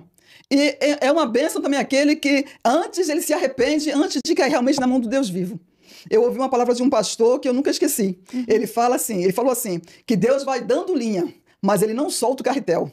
O que ele quis dizer? Deus está dando oportunidade. Está dando oportunidade, mas o carretel está na mão dele, igual um pipeiro soltando a pipa, né? Daqui a pouco ele vai puxar essa linha. E cuidado, você que está brincando, porque a hora de puxar a linha vai chegar. E cuidado para não terminar em uma cadeia, como a minha mãe, que brincou muito com o Senhor. E terminou os dias de vida dentro de uma cadeia, que Deus deu a oportunidade de você se consertar antes e se voltar para o Senhor Jesus enquanto há tempo. Amém? Amém. Amém. Sim, eu creio que Deus quer falar com alguém também através desse testemunho, né? Sim. Porque eu estava pensando, né, tem uma pessoa famosa aí, que hoje em dia, né, do meio gospel, que está presa hoje, e os modos operantes são muito parecidos com os modos operantes da minha mãe. Quer dizer, o inimigo, ele não brinca de ser Satanás. Isso. Ele acabou com uma família, destruiu, mas ele saiu e já foi para destruir outra família. Então nós, os servos do Senhor, temos que estar muito atentos e vigilantes em oração, porque o inimigo, ele não brinca. Mas infelizmente, missionária, tem muito crente brincando de ser crente, mas Satanás não brinca de ser Satanás. Então os crentes têm que ficar em vigilância, porque ele está aí para matar, para roubar e para destruir. Mas Jesus está aí para fazer uma nova história. Para dar glória vida do nome dele. e dar vida em abundância, com escrever uma nova história para quem dá lugar para ele, como você falou, né? Para quem dá lugar e deixar, o Senhor vem e muda a história. A nossa cantora e nossa irmã Eliane, ela vai fazer uma oração. Vamos orar. Senhor, meu Deus e meu Pai, na tua presença eu me encontro mais uma vez, Jesus. Senhor, reunida aqui com a tua serva neste lugar santo que o Senhor preparou para que eu estivesse aqui neste lugar, nessa tarde. Tudo isso aqui foi o Senhor que preparou, Senhor, para estarmos aqui. Agora, Senhor, eu quero orar por essa pessoa que está ouvindo esse podcast, Pai querido. Talvez ela esteja com o coração triste, amargurado por algo que aconteceu. Talvez ela esteja deprimida, sem vontade de viver, sem vontade de louvar, sem vontade de pregar, Senhor. Um servo teu, uma serva tua. Eu te peço, Espírito Santo, vai ao encontro dessa pessoa. E assim como o Senhor me renovou, me colocou de pé, me curou, sarou as minhas feridas, colocou sobre as minhas feridas o bálsamo de Gileade. Eu te peço, Senhor, cura também essa pessoa que está nos ouvindo. Levanta, Senhor, fala o coração dessa pessoa, coloca essa pessoa de pé, Senhor, para continuar fazendo a tua obra. Cura, Jesus. Senhor, em nome de Jesus, eu repreendo toda depressão, toda tristeza. Senhor, todo espírito da morte, Senhor, repreendo em teu nome, Senhor. Cura, Senhor, pessoas, Senhor, nessa tarde. Levanta para glorificar o teu santo nome. E quem sabe, Senhor, essa pessoa vai estar aqui também dando testemunho nesse lugar, dizendo que ouviu esta palavra, que o Senhor a renovou e que ficou de pé para a glória do teu nome. Vai curando, vai libertando e vai salvando, Jesus. Que essas palavras, Senhor, que foram faladas aqui, alcance, Senhor, várias pessoas, talvez nesse país ou em outro país também, nesse estado ou em outro estado, Senhor. Espírito Santo, trabalha e continua, Senhor, aqui com a tua serva, Senhor, a nossa missionária Zilda, usando a vida dela para que ela possa, Senhor, continuar sendo vaso teu, Senhor, para levar esses testemunhos a muitas pessoas que estão precisando, que assim como eu sou renovada, muitas pessoas são renovadas também. Continua abençoando a vida dela, a família dela, Senhor, o trabalho dela, Pai querido. Repreende toda a fúria de Satanás contra a vida dela, em nome de Jesus, para que ela possa continuar fazendo a tua obra. Eu entrego nas tuas mãos e já te agradeço por tudo, pelo filho dela que está aqui, pelo meu esposo que está me acompanhando aqui. Continua abençoando a vida do meu esposo, continua abençoando a minha família, a família que o Senhor me deu. Continua abençoando, e que eu creio, Senhor, que nenhum mal me sucederá e que praga alguma vai chegar à minha tenda. Eu creio isso e profetizo também na vida de todas as pessoas que estão nos ouvindo, em nome de Jesus. Amém, Senhor. Amém, Jesus. Glória a Deus. Amém.